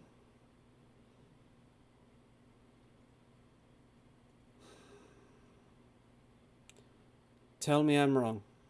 Tell me Cash is wrong. And reaches into his suit coat and pulls out a grubby little pocketbook. It's actual paper, so, crazy as fuck in the sense that he decided to get a moleskin notebook that apparently is all organic stuff. This is where you learn he actually can't even do basic math. He was never stealing. He just couldn't do math. He like licks his thumb and kind of flicks through his papers and through his little moleskin. And he goes, he pulls a little pencil out too, sticks it behind his ear, and he looks perfect for the bookie. You know what I mean? Mm-hmm. And he says, "Point to me dates. Tell you what happened." She just pulls up what she's been sent. And he like looks at it and he kind of browses through it. He goes, and he looks even more confused. And he goes, "Hey, are you okay? You all right?" I'm fine. Kind of looks and goes, "Well, I don't know I what the don't problem." think you don't know the problem. No. What, do you need problem me to is get here. more creative? I mean, I can find The separate. problem I mean, is mhm. you need to find the money. I'm Goes, going to pretend this time that you just made a mistake. Maybe it got transferred to some bad accounts. You are going to return the money. You've been good to us, Boris. I don't want to have to call Connor in. and he blanches and he says, "Wait. Okay, so you need me to find creative." Okay, I listen. I mean, I this need date. you to find the money and put it back, Boris. I need all of this to look like it should. And he kind of looks at you and he goes, "Lucky, I don't know what else I can do to make it. When you pull this much, I can't I just don't make that." care what you think. Listen, these are set up as drink orders, tip wells. There's not a lot more creative accounting I can do. I mean, please, if you will allow me a single professional opinion. I've been doing this for 40 years. I've been running numbers since I was 7. If I may say one thing, please. And I'm not trying to step on your toes. I very much respect you. I respect your business. I love this business. This business has kept me out of trouble. I promise. I'm not trying to fuck you. I'm not trying to fuck around. But unless you open up another revenue stream of some sort that I can hide, I've bled this cow dry. Or do you want to play stocks? What do you need? Because, Lucky, at this point, I can only hide so many in tips, especially when volume. I mean, when Demos comes by to collect tax, they have headcount.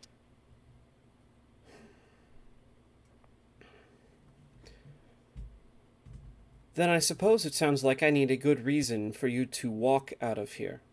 I need to be able to tell them. Um, and he kind of gulps because he knows what you're fucking implying.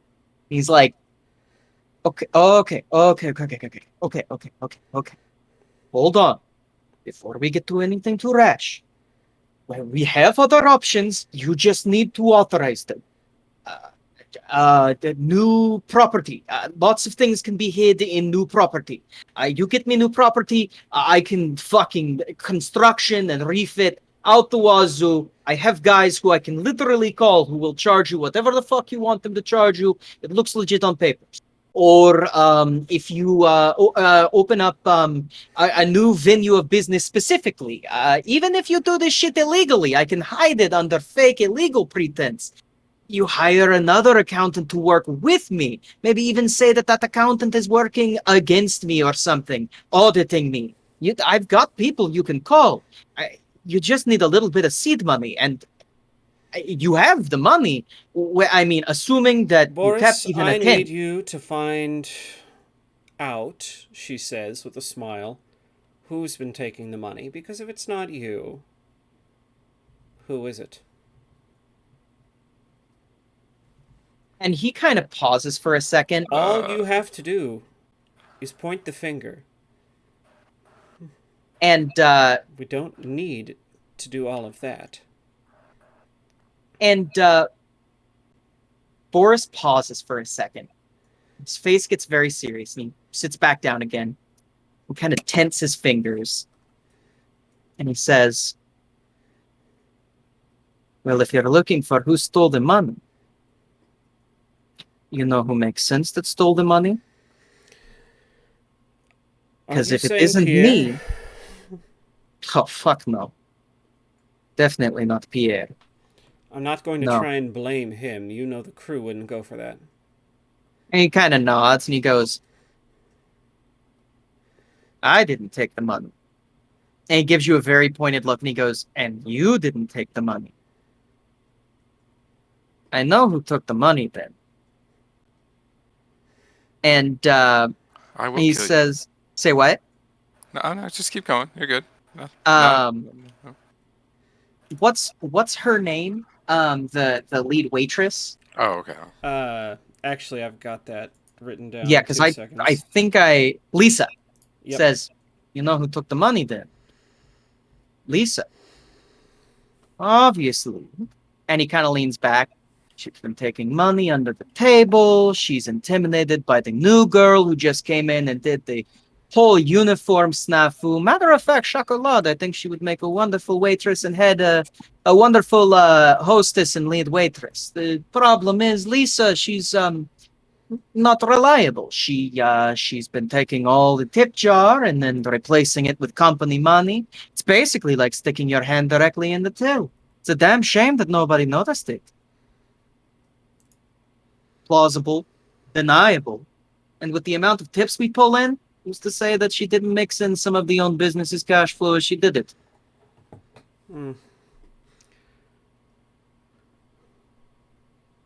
Sounds like I need to have a talk with Lisa. Kind of says, right now. Yeah. And he says, that thing I told you about extending the portfolio, this is smart what you're doing, but it's short term. If you keep pulling like you've been pulling, you're going to run out of heads to lop off. And trust me, my head, that's one you want attached to my neck. Like I said, been doing this for 40 years.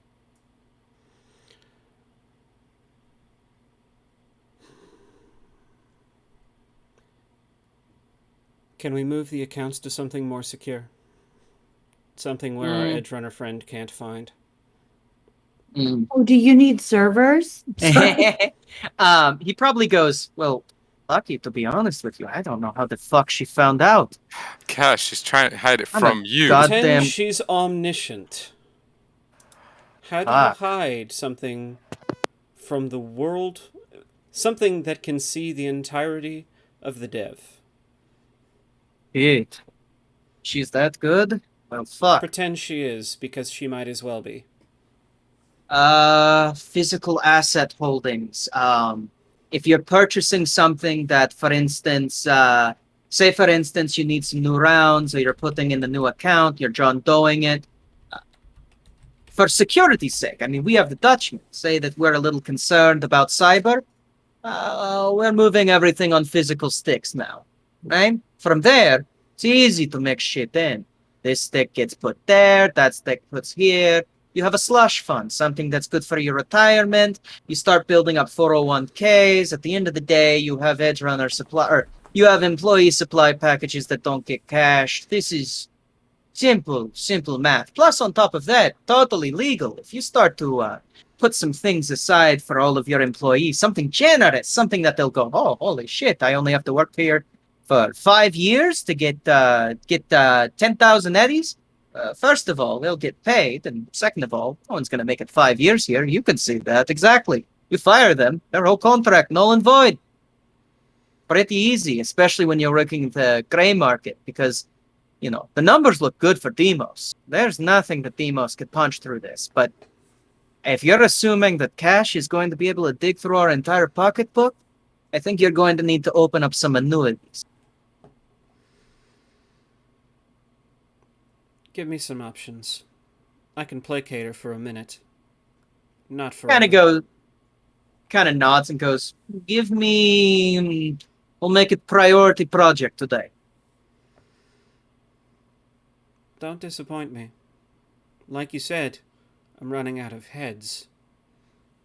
Kind of nods and goes, "You got it, boss." And he kind of gets up and he's like,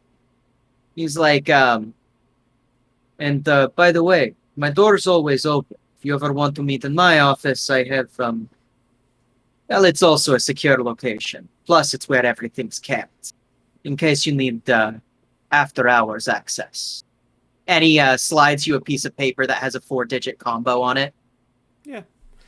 She'll take it, memorize it, grab a lighter from the desk and burn it. Yep. And he says, text me or leave a note in my top drawer, anything you take, so I can factor in. And yeah, he'll open the door and he'll see you standing there, Connor, and he'll go, "So, anyway, looks like my brains are not splattered yet." And kind of goes, "But you would not believe the cocktail waitresses." And kind of closes the door behind him.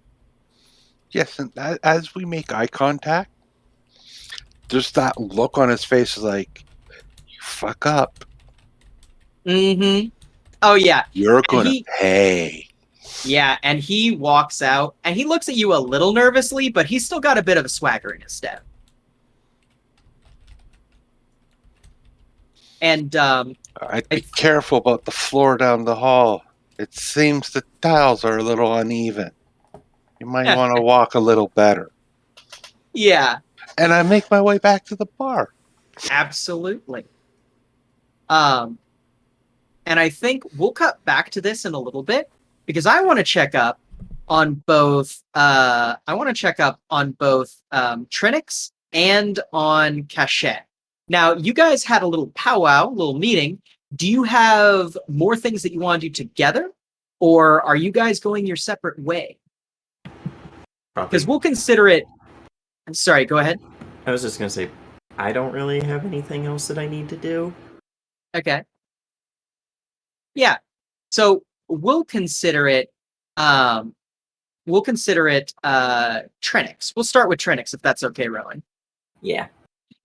So Scott, Trinix, you ended up back at your apartment actually at the end of the episode, right? I believe so, yeah. Yeah. So it's the next morning, right? And you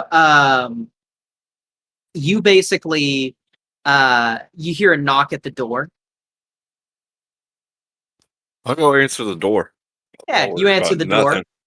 Yeah, and there's Rainier. His suit looks fucked up. He otherwise looks unharmed, but like his clothes are all fucked up, and you know that these are like weave Kevlar ass suits, like super advanced. And also, you notice that he has his gun like holster out. Usually, it's like he's got his suit jacket covering it. His suit jacket is underneath his holster at this point. He says, "Ready to do some surgery? You got a bathtub or a table or some shit?" I got a table I usually do stuff on. It's minor stuff, but yeah. Kind of nod. Oh, I got you. I know what I got you. Okay, yeah. Let's go. Yeah. And he kind of looks down the hall and goes, "Come on, I don't got all day." And as you see that, or as you hear that, you see that he actually has a person with him, kind of like a young dude. He's probably I don't know, probably about like 19, 20, like real young, just a little bit older than you. And his hands are taped behind his back, and he looks real worried, and he looks roughed up as fuck. And he says, "Don't mind the passenger. He's not going to say shit. He's not going to be with us for long. Sorry, I don't mean to bring work here, but trunk's a little full."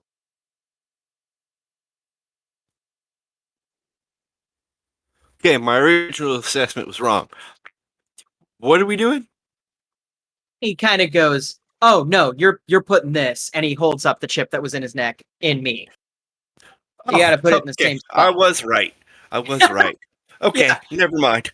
Yeah, and like this dude walks in the room and looks fucking terrified. And like Rainier goes, "You're not gonna have to put me under, right?" No, with your pain tolerance and other things that you have, you should be fine. Kind of nods, and then he looks at the kid and goes, "You fucking heard that? I'm not gonna be under. You behave yourself." And he's like, just like nods, like, yes, yeah, I can do that." Kind of sits on the table and goes, "All right, put her in me, Doc."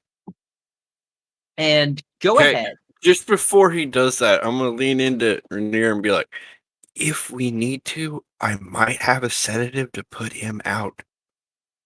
He goes, "Yeah, it's clever, but I don't know. I was serious about the trunk being full. I need him to be able to ride in a passenger seat. And I don't want to carry him out of here. Tape's already suspicious."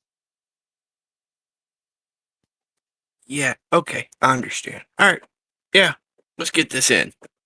Yeah. And go ahead and make me a what is that? It's not first aid. Is it medical? What's your special one? I always forget. Oh, Let's see. Let me take a look. It would be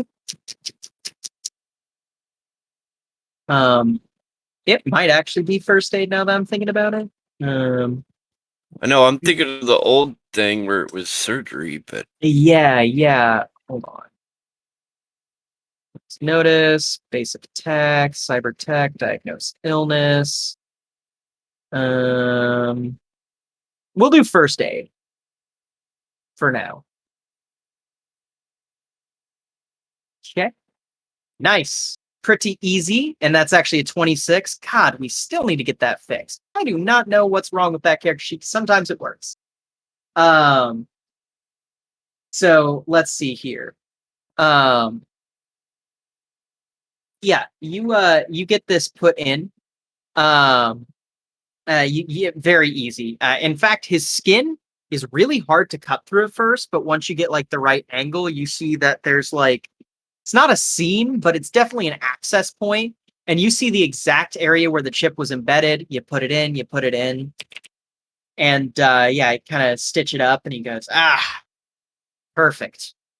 So we got work today. I know. I tried to make the stitching completely unnoticeable, just for you. Yeah, and he's like, "Oh, don't worry, that stitching will fall out by the time we get to job." All right, you got a washing machine in here?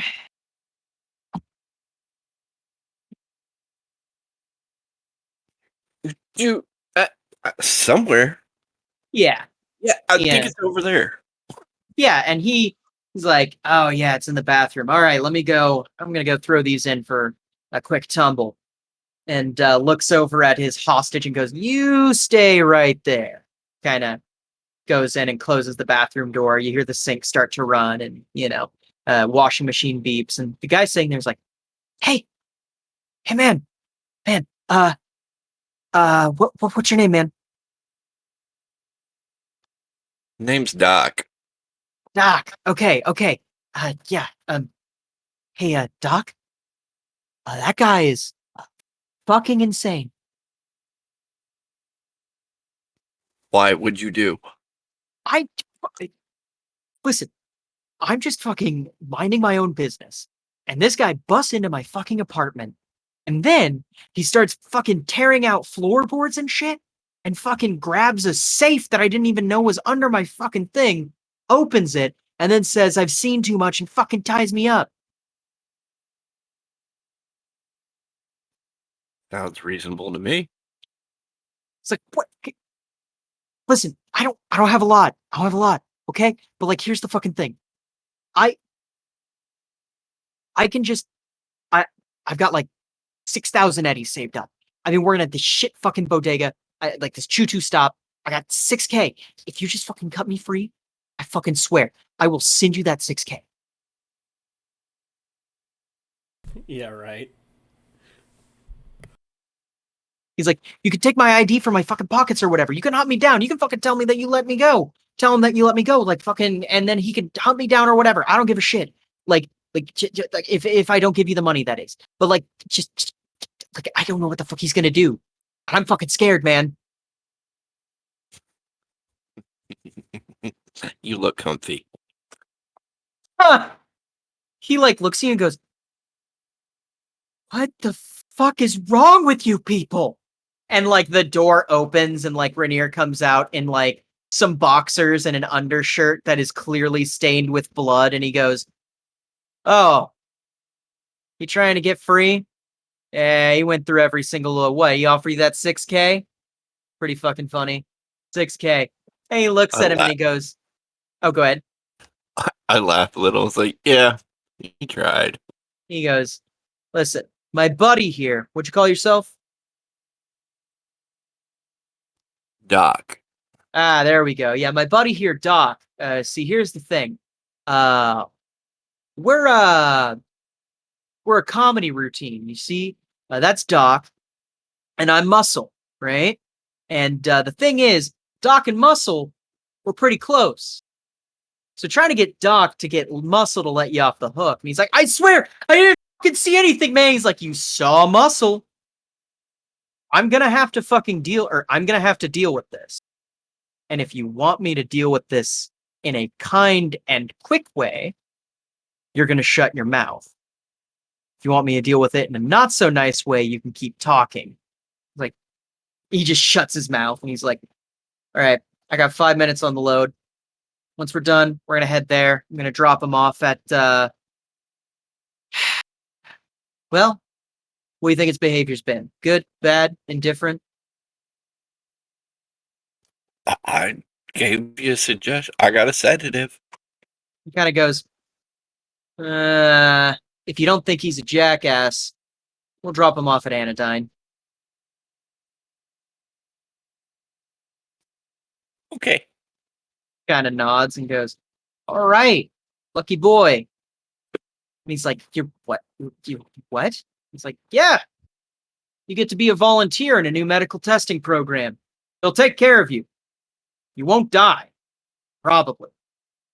And he's like, No. We've got everything set up in a certain way. We'll make improvements. You'll be even better. He's like, what the fuck is going on here? Okay. What happened to Trinix? Right. What did I miss? Hey, here's the question.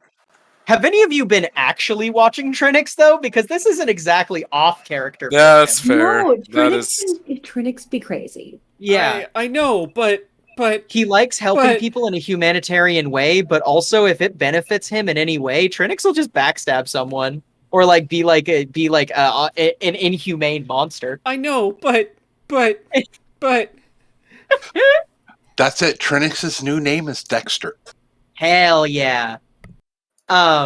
Yeah, so like this 5 minutes pass, he gets dressed, and you guys drive over to Artux, and he's like, okay, so here's the thing.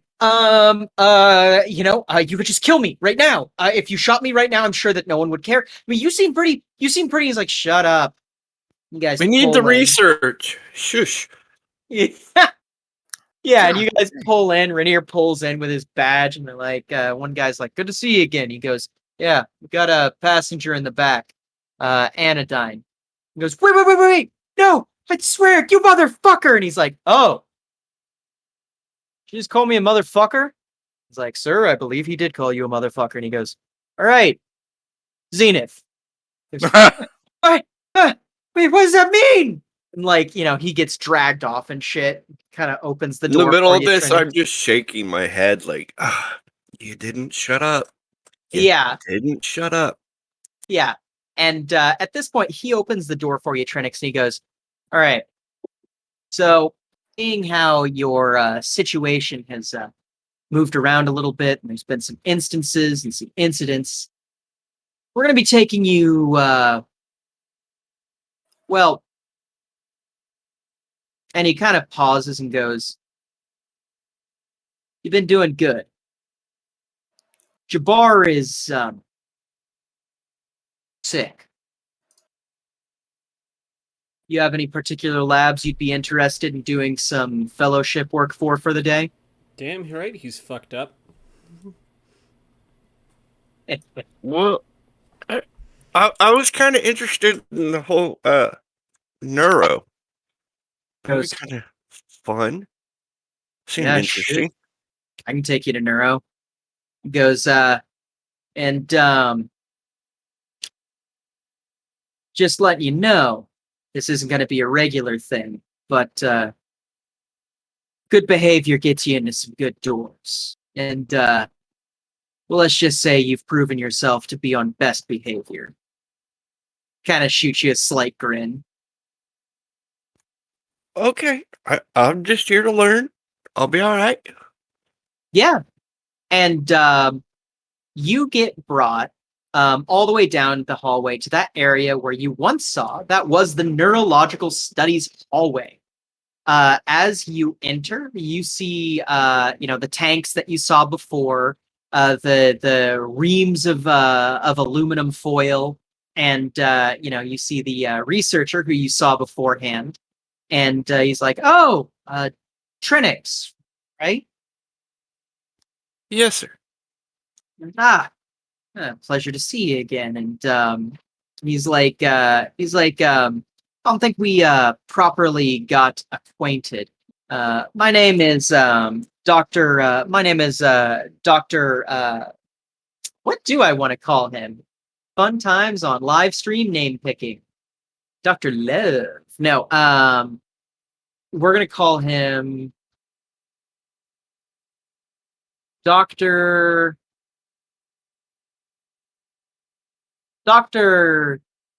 Sarahi. Sarahi. And he's like, I'm Dr. Sarahi. So what brings you to neurological today? Well, I'm gonna learn from you today. You have clearance to learn about? And like Rainier kind of like nods and he goes, right, you have clearance. Good to hear. I'll definitely have to send you some recommendations for that. Jabbar Alphonse is pretty protective of his folks, and he goes, let's just say that Jabbar's sick. This one's let's just keep this a friendly, informal affair. Kind of looks and goes, right. Well, I would like to welcome you to neurology.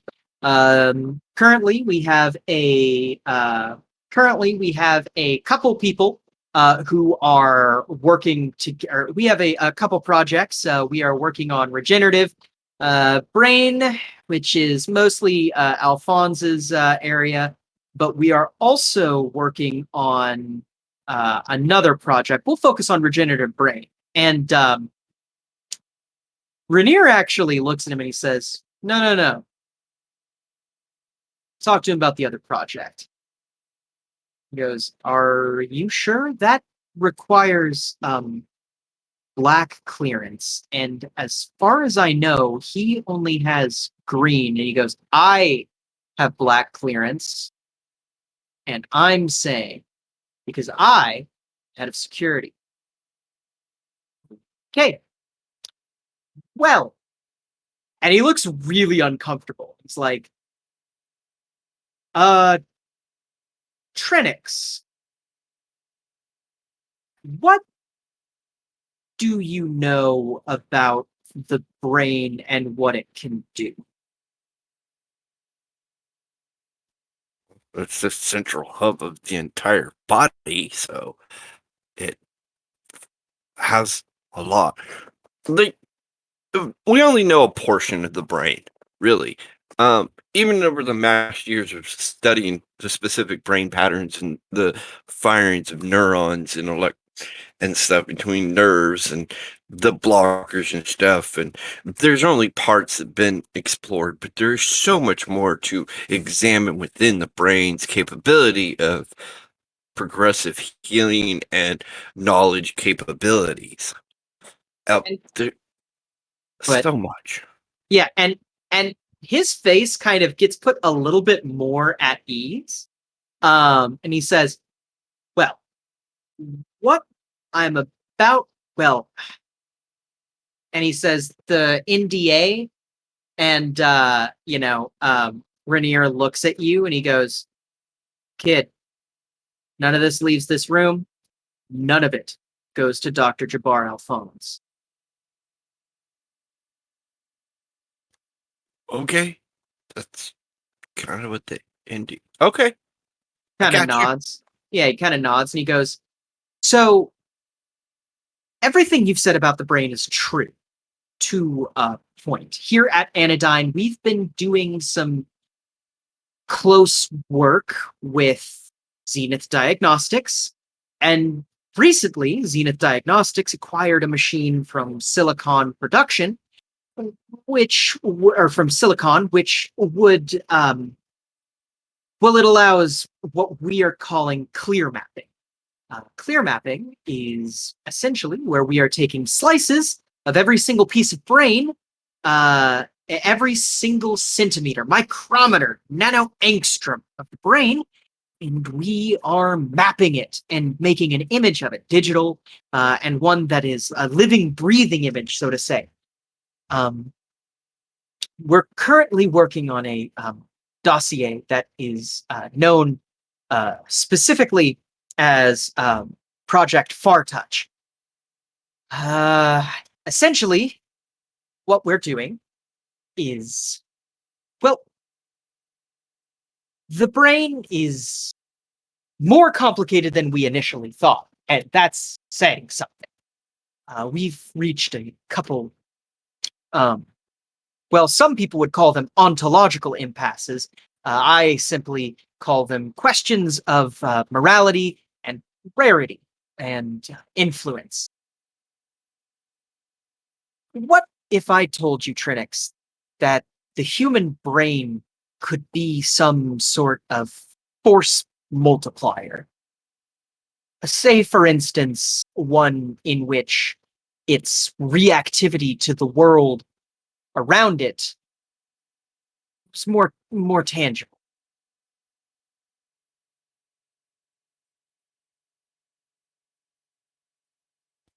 Interesting. That would explain the parts that we don't. Nope. Yeah. Yeah. And he says, well, currently, we are delving into a research that, now I know that this is a highly pulp science-y term and that this has been highly addressed in film and writing, but to be honest, no one here ever thought that this would ever be a real possibility until we saw it with our own two eyes. We are delving into a science that we have dubbed psionics.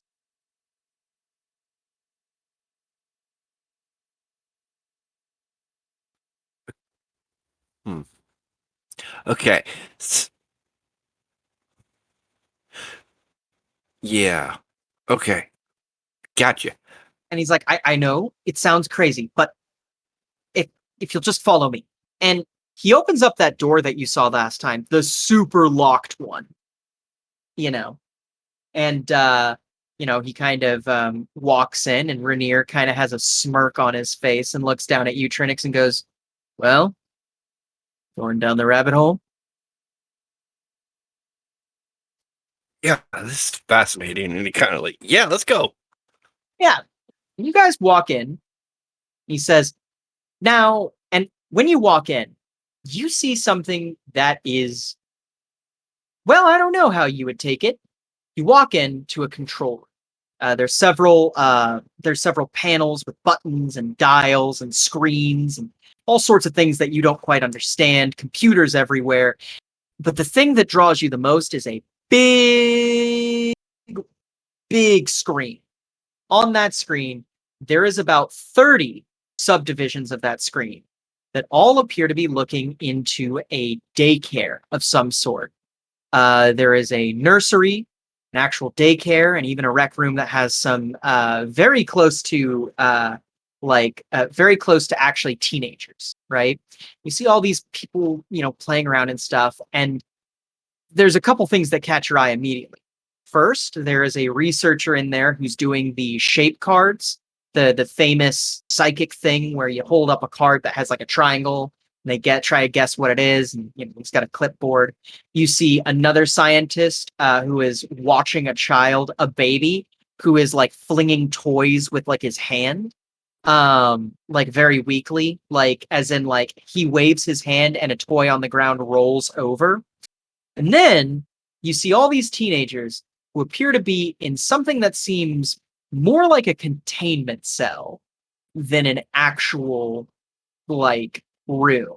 He says, through the Far Touch,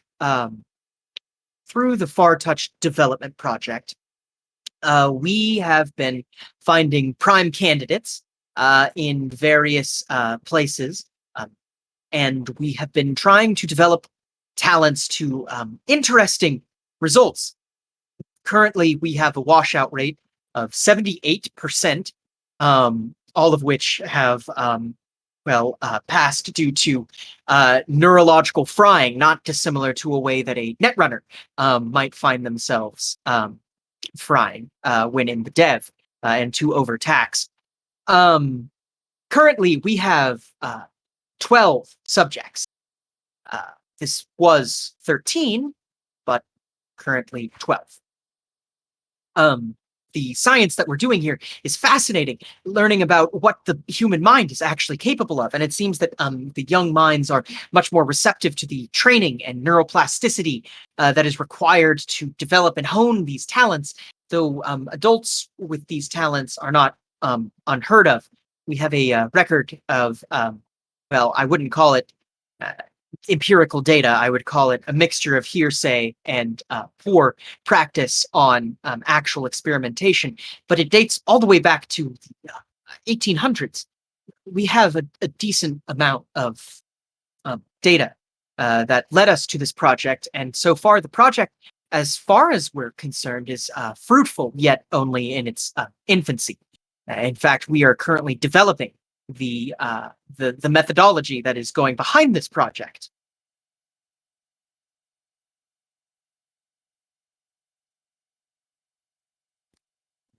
That's awesome. It's just awesome. Yeah. And he kind of goes, it really truly is. And I mean awesome in the sense of the original meaning. This is life-changing. If we were to understand how this works and potentially make it so that everyone could be a prime candidate, can you imagine the amount of change that we could affect on this world, the amount of good that we could do? Things like the nuke fire never would happen because someone could simply go there and through pyrokinesis snuff out the flames or protect themselves with some sort of barrier shield. We don't know how deep the rabbit hole goes, and every single person that we brought in has been unique with their own set of talents and tools, the only causal line being a couple genetic factors that are deeply buried. You'll notice that every single one of these children has black hair. It's hidden in a recessive allele behind a black hair gene. If we could find a way to produce gene therapy, to introduce this into new young, why the next generation could be beyond human. This could push us beyond our very limits.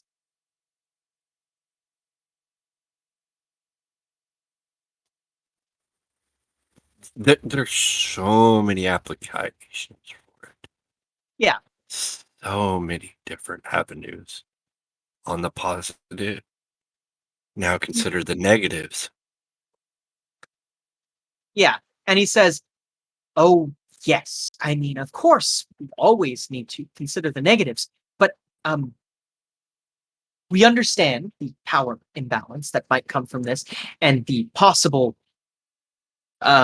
ethical concerns that might arise. But our administrators and our ethics board have assured us that in the long run, after doing several hundred calculations, we have determined or ascertained that this project will bear more fruit than and more seeds than poisonings.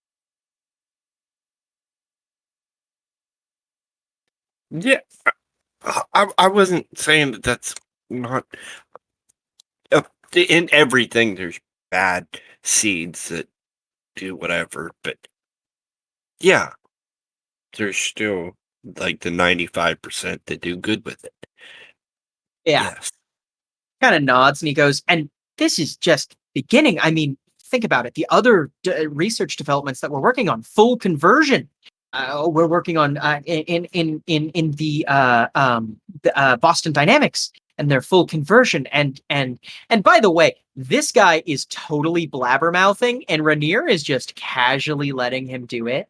You know, and he's like, a teleportation and transdimensional travel, a supra dimension, for instance, one that lies on top of our own, is theoretical but currently being explored. And the way that they keep us separated, it's genius.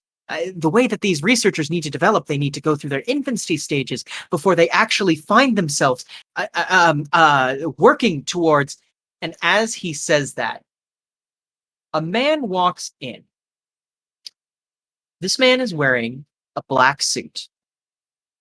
He seems to be 25. He's bald and has a beard. And he says, good doctor. Sahari, it is a pleasure to see you. He goes, Administrator Borovich. Pleasure. How may I help you? And he says, my friend, I did not know you were taking on an understudy.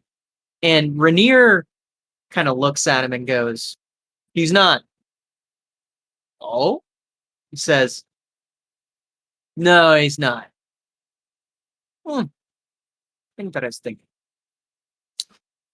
So, if you're not taking on another understudy, why would you be informing this young, bright mind of your highly classified black classification project? And he goes, I was told by, oh, you were told by somebody. And who were you told by? And Rainier just kind of stares at him and he goes, I was, you see, the head of security. And he goes, you were told by someone who is not an administrator. Hi, just so you know, I'm Trinix Lorna. How you doing? Yes. And he kind of like, he's taller than you, so he kind of bends down a little bit and he goes, Trinix Lorna, I've heard much about you. Tell me, is running a clinic out of Tartarus what you want to do for the rest of your life? It was a it's fun to help people in the community. It also gives you, that network of people, access to people for further research developments. That is awesome. He kind of nods and says, well, I believe I have you at a disadvantage. I am Boros Praskevich. I am the site administrator here. And I am also the person who, well, essentially what that means is my job is to ensure security. Not in the way that your friend, Mr. Rainier here is. I secure lips. Mine. Now, what you've just heard is very highly confidential, and you have signed an NDA. Though you haven't signed an NDA for this particular area, and that would require a much more severe scrubbing. And he looks up at Rainier and goes, "Might I ask, not disagreeing with your judgment, just wondering what this judgment is." He goes, "Loyalty test," and kind of looks down at Trinix and looks back and goes, "Other." "Ah, discussing off hours then, eh? Please, you'll have to come in at some point. But regardless, Mr. Lorna, Mr. Rainier, if you wouldn't mind giving me a moment alone with our friend here." And this scientist looks terrified. If he loses his position, I'll take it, and I'll walk out. Jesus. And yeah, probably you don't see this, but like the audience does. They're like, This is a Boros monster. press. Say what? This is a monster. Right? This little thing. I don't even know what to call it. It's a monster. Yeah, he probably looks over at Boros and goes, "Told you, other." And he kind of smirks and goes, "No. About this situation," and kind of like we cut from there. We're gonna cut over to Cachette. Cachette, what are you up to, my man? Well, that depends. In the time, have I been able to acquire parts? We'll say that you have gotten enough parts to get started. Go ahead and make Not necessarily for my guns. Uh-huh. For the mech. Yes, you did acquire those parts. Yeah, then he's probably actually rearming the Megadon. Hell yeah. And where before it had just been basically this bulky suit, now it has a massive tube on the back on one of its shoulders. One of its arms has those 37 millimeter anti-tank field guns from World War II? It's like the barrel of one of those attached at about the shoulder, sticking out. Oh yeah. And the drum port, so like a chain leading back to the back that is feeding a 10 millimeter Vulcan gun into the other arm. And he's just putting it all back together. Like he had to completely disassemble the frame and get all of these parts where they needed to be. Oh yeah, and you've got Serum helping you out as well. He's probably like, and also in this club, the music does not stop. You know what I mean? So like you're always working the music, and he probably, if you let him, he'll help you. Oh yeah, I would. Yeah, he's probably like fucking with something. He's like, "God damn it, fucking socket wrench has lost its fucking teeth," and he like fucking takes his hand and twists it with his own arm. Like, "There we fucking go," and hucks the socket wrench and goes, "Hard to get good fucking tools out here." And Cachette's probably like up under like the arm that's being held up by kind of like a, what do you call it, the thing that you use to hold up a car when you need to work on it? Not the jack. The hydraulic lift? Yeah. That's a jack. It's just called something. Okay, go ahead. Sorry. Yeah. No, it's fine. Under there, and we see like all of his fingers are doing that Ghost in the Shell, each finger splitting off into like 3 individual tiny finger things, each ending with their own little tiny tool. Oh yeah. Clicking things into place, soldering things into place. He's like, "Oh, I don't know about you, but it's in the process of creating that I feel most alive. Especially when I know the people that I'm going to make most dead." And he kind of smiles and goes, "Well, I don't really have the death philosophy, but I mean, fuck. Like, I love making shit too. I love fixing shit, especially. Fixing shit's the best, in my opinion. Now, you take something that has some use, and then and it lost it, you make it useful again. It's, making new shit. Corpos do that every fucking day. You know what I mean?" Yeah, but how many of them get to bring in something so illicit? He kind of grins and goes, "Well, yeah, I mean, I think the only thing that I've worked on while I've been here is an anti-tank rifle when it comes to something that's, this scary. And that was nothing. Like, holy shit. How did you how'd you come across making a mech anyway? Or a power armor suit anyway? Yeah. Well, I'd already made sidearms. Then I graduated to assault rifles. Then I graduated to manpads, portable, disposable, anti-tank systems. And then I graded a little bit more and I said, you know what? I've not made this yet. Kind of nods and goes, oh, shit, you're good at it. I mean, I'm impressed. And he's like points over towards Scene's van and goes, yeah, the Ace of Spades over here. She's seen better days. Precisely because of the day that turned that into that, which is why I decided, no, one Ripper is not going to be enough for this thing. Yeah. Kind of nods and goes, yeah, I heard you gave some stuff to Felix. Oh yes, I still have all his. No, did he pick those up? Yes, I prototyped 2 super vectors for him. Kind of nods and goes, think he's doing okay. We used to hang out. I try and hang out with everyone here. I got movie night. I do a little bit of drinking.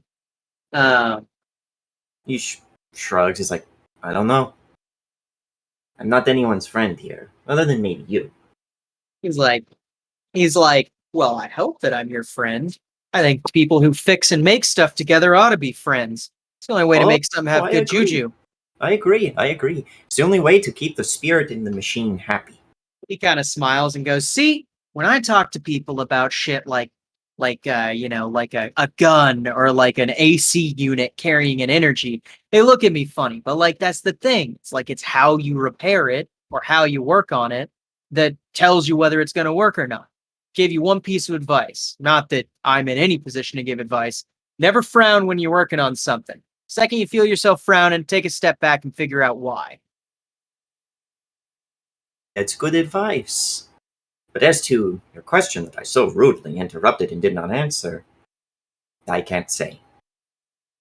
Yeah. From what I understand, he was a very happy-go-lucky, as much as that isn't a, what is the word? Cliche thing to say in English. That's what I heard, and now he's mopey. Which, don't get me wrong, I completely understand. Bad things, but sometimes you have to be.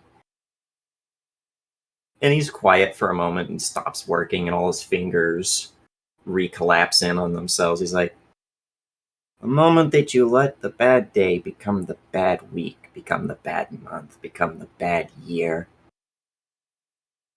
someone's already killed a little something in you that you can't kill in them.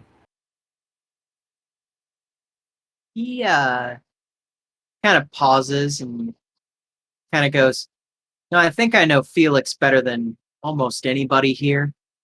I've spent a lot of time with him. Well, a lot of FaceTime. So, well, before before he got hit, he actually was about to retire. And he was retiring because, well, you heard about that big push against the Red Eye Gang and all that. It's pretty hard to fucking avoid. It's part of the reason you're here, I'm pretty sure. Oh yeah, that is why Dove brought me here. Well, when that was happening, I was on a second floor when I saw this, and I feel a lot of regret for it too, but they got a pick on him, and there was this sniper, mean son of a bitch. I never met him, but obviously he didn't die. And he was he pulled some pretty dirty tactics, shot off Felix's leg, and because of that 2 other people died. At least, that's how Felix feels. It's not his fault. IJN tactics. You hit He the definitely- corpsman, 20 Marines will die trying to save the corpsman. He kind of nods and he goes, I mean, he didn't know what the fuck a war zone was like. I didn't either. That's why I stuck to Lucky. You know, if anybody can navigate a fucking war zone in this group, it's either Connor or Lucky. Scariest motherfuckers on the planet. Poindexter probably too. Scene could, but well, Scene's not around anymore. And he looks shakes Go his ahead. head. He's like, you know what one battlefield looked like. No one knows what a war zone is. No one ever knows. It's different every time. Yeah, he kind of nods and he's like, well, you know, Felix had a real hard time adjusting to all of that. And it was 2 months before he even came out of his room. He was in a real sorry state. And, you know, I think the whole edge running thing was getting him down. I mean, he'd been edge running this whole time, but he'd never been edge running. You know, he was a rocker. You know, or not a rocker. He was a media. He reported on shit. He bumped elbows with edge runners. You know, maybe he shot a guy every once in a while, but who the fuck doesn't? You know, once he got in the shit, it was a little too much for him. And well, he was going to retire, and then, you know, it seemed like he had his spark back, and then well, that night happened. You know, he kind of sits down and goes, you know, I was supposed to be the sober one. I was supposed to be protecting, making sure everybody got out. Kind of sighs and goes, sorry, I'm not trying to make it about me. No. We're not working. We can frown all we want. Yeah. He's like, well, I think that broke something. You know, he had a kind of fling thing going on with Ingvar. Good for him. It seemed to be making him happy. I went into Ingvar, and you know where Ingvar is. And at least you know where Felix went. And well, Felix hasn't really talked all that much to me. Very passing. I guess what I'm trying to say is, you know, if he does anything, I wouldn't take him too seriously. And also, I want to thank you for getting him some tools, whether he needs them or not, or whether he needs them or not, he wants something. I'd rather Felix have something he wants, you know, after all of that.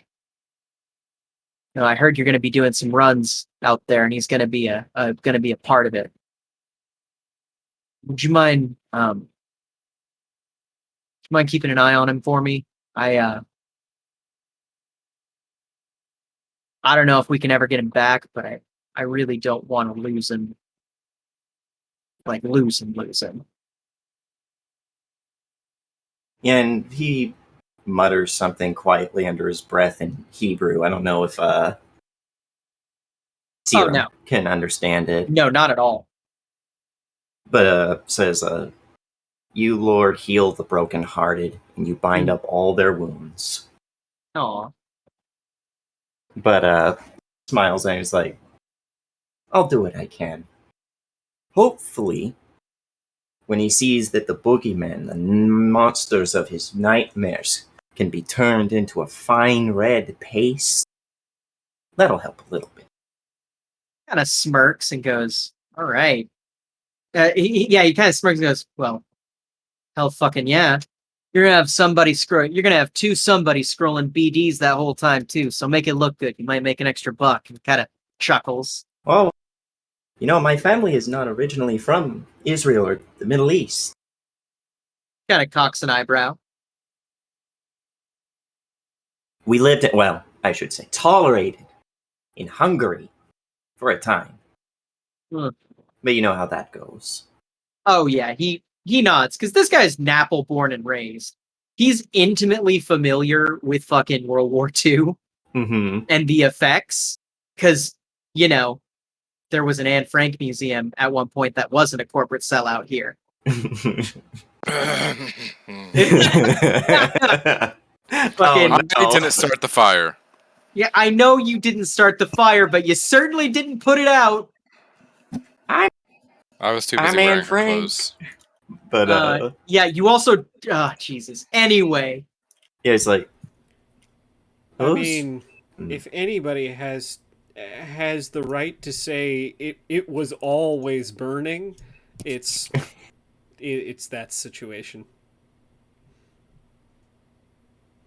yeah, if yeah. there's one group of people I don't like, I'm going to say something here.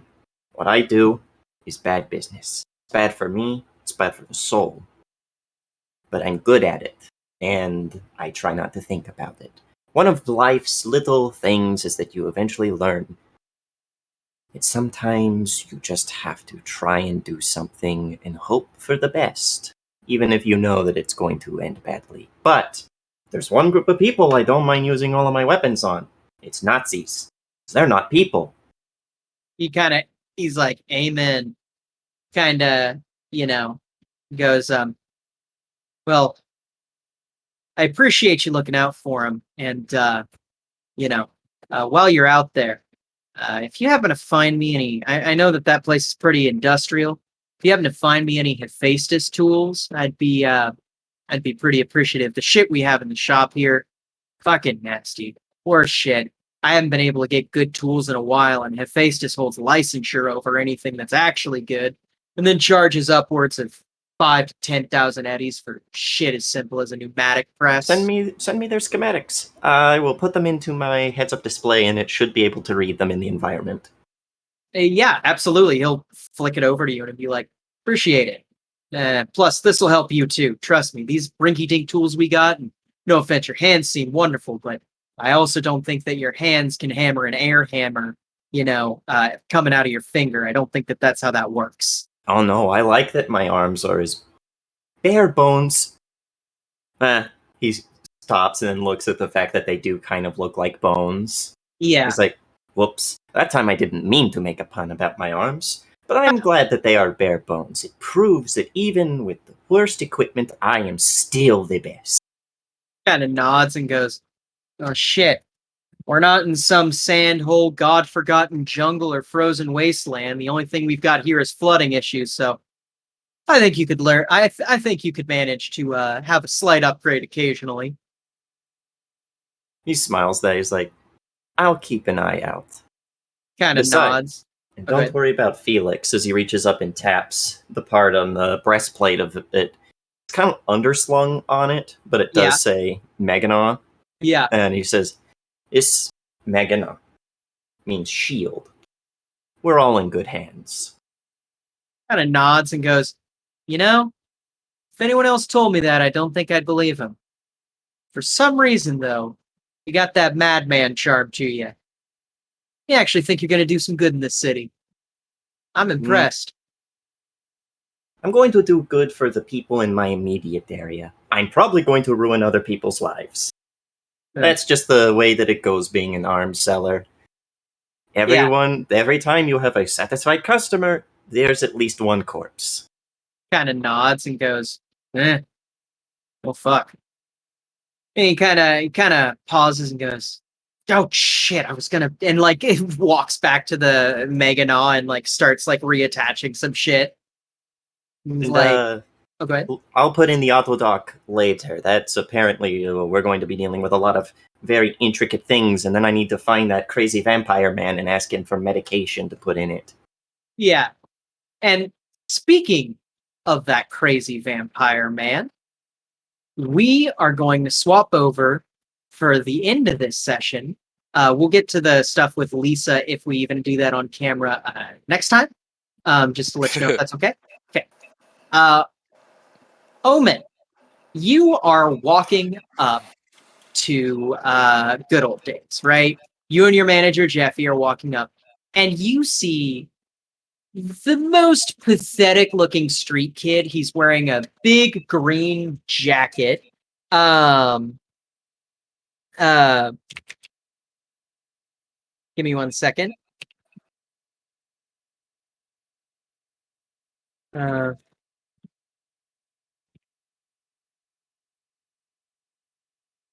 So like this dude who's got like he's got like a big green jacket with a couple pinstripes or not pinstripes, racing stripes down the side.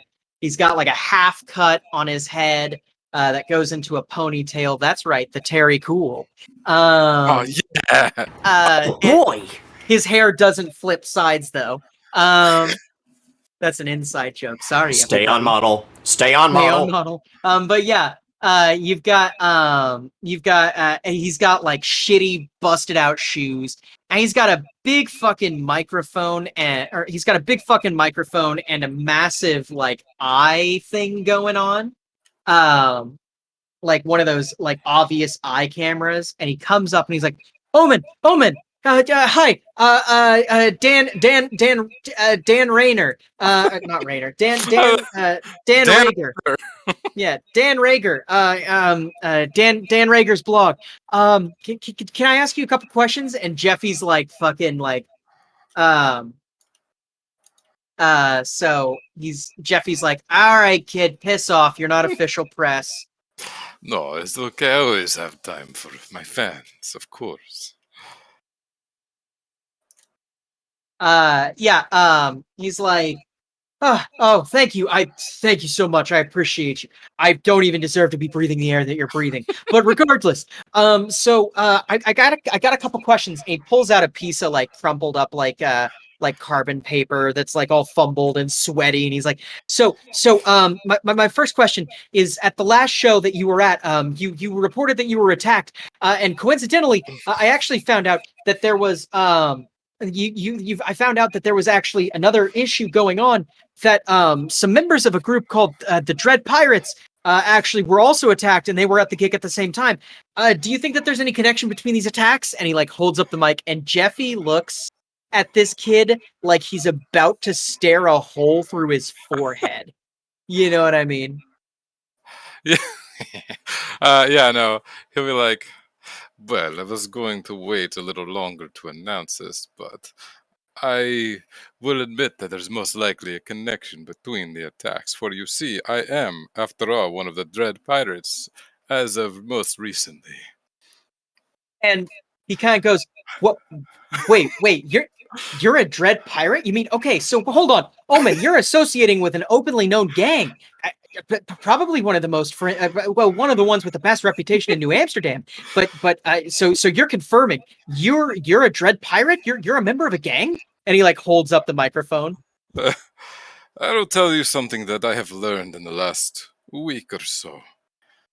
Life can be surprising, and the best thing to do is take it by the reins and control your own destiny. And so I suppose now is a good time to also announce that I am retiring the world stage. Oh my god! And immediately he goes, "Wait, the famous Omen, the international goth metal and goth rock star, the Vampcore Prince himself, the Slayer himself. You're giving up on the." And I have the exclusive scoop. Holy shit! And he like reaches his microphone back out, and he goes, "What prompted this change in career path?" Yeah. Omen's actually gonna grab the mic and lean in and be like, "Giving up? No. I'm doing what I want to do for the first time in my life. I will still perform, but I'll be performing here. Catch me at Tartarus." And he goes, "Well, fuck, you guys heard it here first, folks. Omen, please enjoy the rest of your..." And Jeffy is fucking mortified. And he's like, "You heard it here first. Enjoy your gig tonight, which I assume might still be on. Who knows? We'll leave that unanswered." The gigs I have signed up for will continue as normal.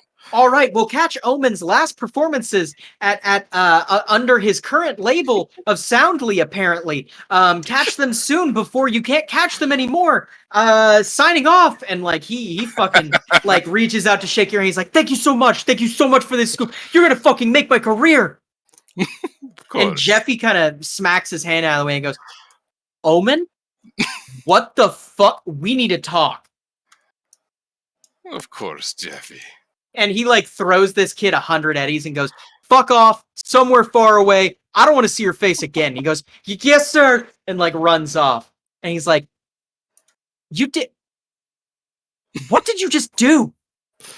I'm taking control of my life for the first time in, well, forever. Don't worry, Jeffy. I still need a manager. I He's still like, need you around, and you'll fucking still get your hell. pay. Yeah, and he's like, fucking hell. We're not going to be able to get ahead of this story. Oh, they're going to hear about it. And he kind of pauses for a second. He goes, you think that you could give me a better cut than they're giving me? Most certainly. Good. Fuck those guys. This is a surveillance app we're working for anyway. All right. So, Surveillance app. Let's not fucking talk to them until your show is done tonight. Because once that's done, that'll prove that you don't fucking need them. I have a suspicion the turnout tonight will be larger than anyone anticipated. Oh yeah, I don't know if this club's even going to be able to hold it. And probably from the front door, we see a figure come out. And Rowan, I'm going to do this voice only once because you need to start getting ready. We see a figure with a hand that's very similar to the modern Batman scarecrow with all the needles on the end of it, walks out and goes, oh, a high turnout, you say? And we are going to end there. All right, everybody, first and foremost, give yourselves 10 IP. This is a big one. And also, we might be, depending on my schedule, we might have a gap coming up. So please enjoy that IP. Second, let's get some sign-offs, and let's start with Scott. You had an interesting interaction today and learned a lot about the world.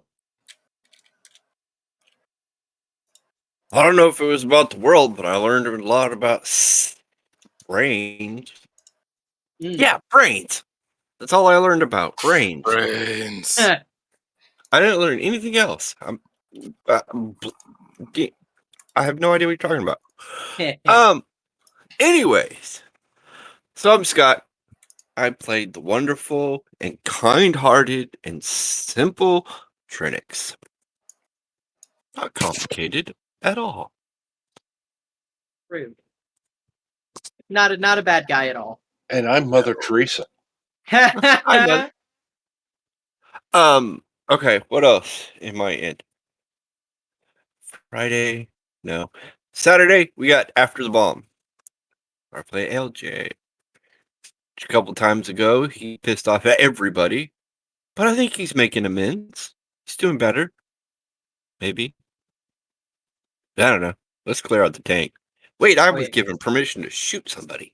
Hell yeah, that's right. I forgot about that. Okay, and then on Sunday, when we do the Sundays, it's Gloomfall, where I become a pastor and give a sermon, maybe, and recruit people to come work in the mines to glorify his god that my brain just forgot what the name of it was. Oh well. Listen to that and you'll find out who the god is. Ha! Then on Monday, I don't know, Shardverse, the Firestrike Shardverse, some number, I don't know. I'm in that 1835? 1385. There we go. Dysnumeria. Daniel experienced me having it earlier. So, I play in that. I heal people. I try to fight. Hey, we're in a hallway. We're doing good. Nobody died yet. So I'm okay. I think that's it. Excellent. Yeah. Next, let's go to Computer King. Hey, I'm the Computer King, the gentleman supervillain, and I just had to bust in on Cash and Lucky with the funniest thing ever. It's like, oh yeah, it's all normal around here. That was good timing. That was something.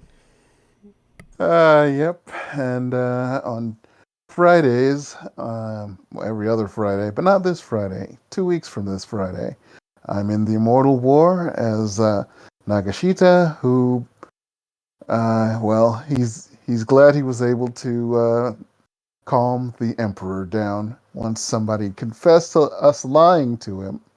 Why would you do that? Why would you do that? Okay, I'm sorry. See? You see? You know what happened? Amy's It ninja is basically supposed to be what the impulsive one. Yeah, Amy basically like Daniel got you in trouble and then got you out of trouble, and then No, I Amy got got him. you back in trouble, and then Computer King got you out of trouble for real. Yep. Yeah. This is true. This is true. Yep, you too. I still think the best exchange in that game so far has been, well, what do I get for 20 I can't even remember what the Oh, What do I yeah. get for two? What do I get for 3 boo or whatever? Yeah, Like, 3 boo. Get You the can hell get the out. hell out of my establishment. Yeah, you can get out. Yeah, that's good. That was great. Okay, and on Mondays I'm in the Shardverse thing with the 1387 or the 1783 or the whatever number combination it 1776. is. 1776. What is no? As Lollipop, who just helped everybody kill a whole bunch of bugs, and then found that there's some strange things coming up out of a great big hole in the first room. And of course, everyone's further away from him than they should be. That's so. Next time you see him, he'll probably be running. Also, he had a talk with his god, and wound up getting magic powers. I hope to see more interesting things going on later. And that reminds me, I still need to update him because we got another level. So that's what I'm doing. All right. Next, I have a slight scene, and that is we see the building that Mr. Lecter himself was living in. We see a couple poser gangers come through. We got a Marlon Brando, we got a Johnny Depp, we got a Dolly Parton, we got a quick, someone name 2 other actors or musicians or other famous people. Brad Paisley. We've got a Brad Paisley that ties in nicely. Halle Berry. And a Halle Berry. And they all walk up to this front door, and one goes, "Man, are you fucking sure?" And the other one goes, "Yeah, well, whatever. The fucking guy said that there was some good shit in there." Okay, well, why should we, why the fuck would we even go in here? I'm fucking spooked just looking at this fucking place. And he goes, "Well, listen, dude was a fucking merc. You think that he's going to fucking lie to us for no good reason? Wait, I don't know, man. Listen, that guy was so high above our pay grade. Why the fuck would he die? Like, fuck us over? I don't understand. Because I don't fucking either. I just want to get a fucking fix. He said that there's Twister in there. I want some fucking Twister. Fuck you guys." And like the Marlon Brando just like opens the door and walks in. None of them are trying the accents at this point. You know what I mean? And the doors close, and we hear just like a slight Hannibal laughter as we cut to Connor, whose bank account increases by 5,000 euro dollars.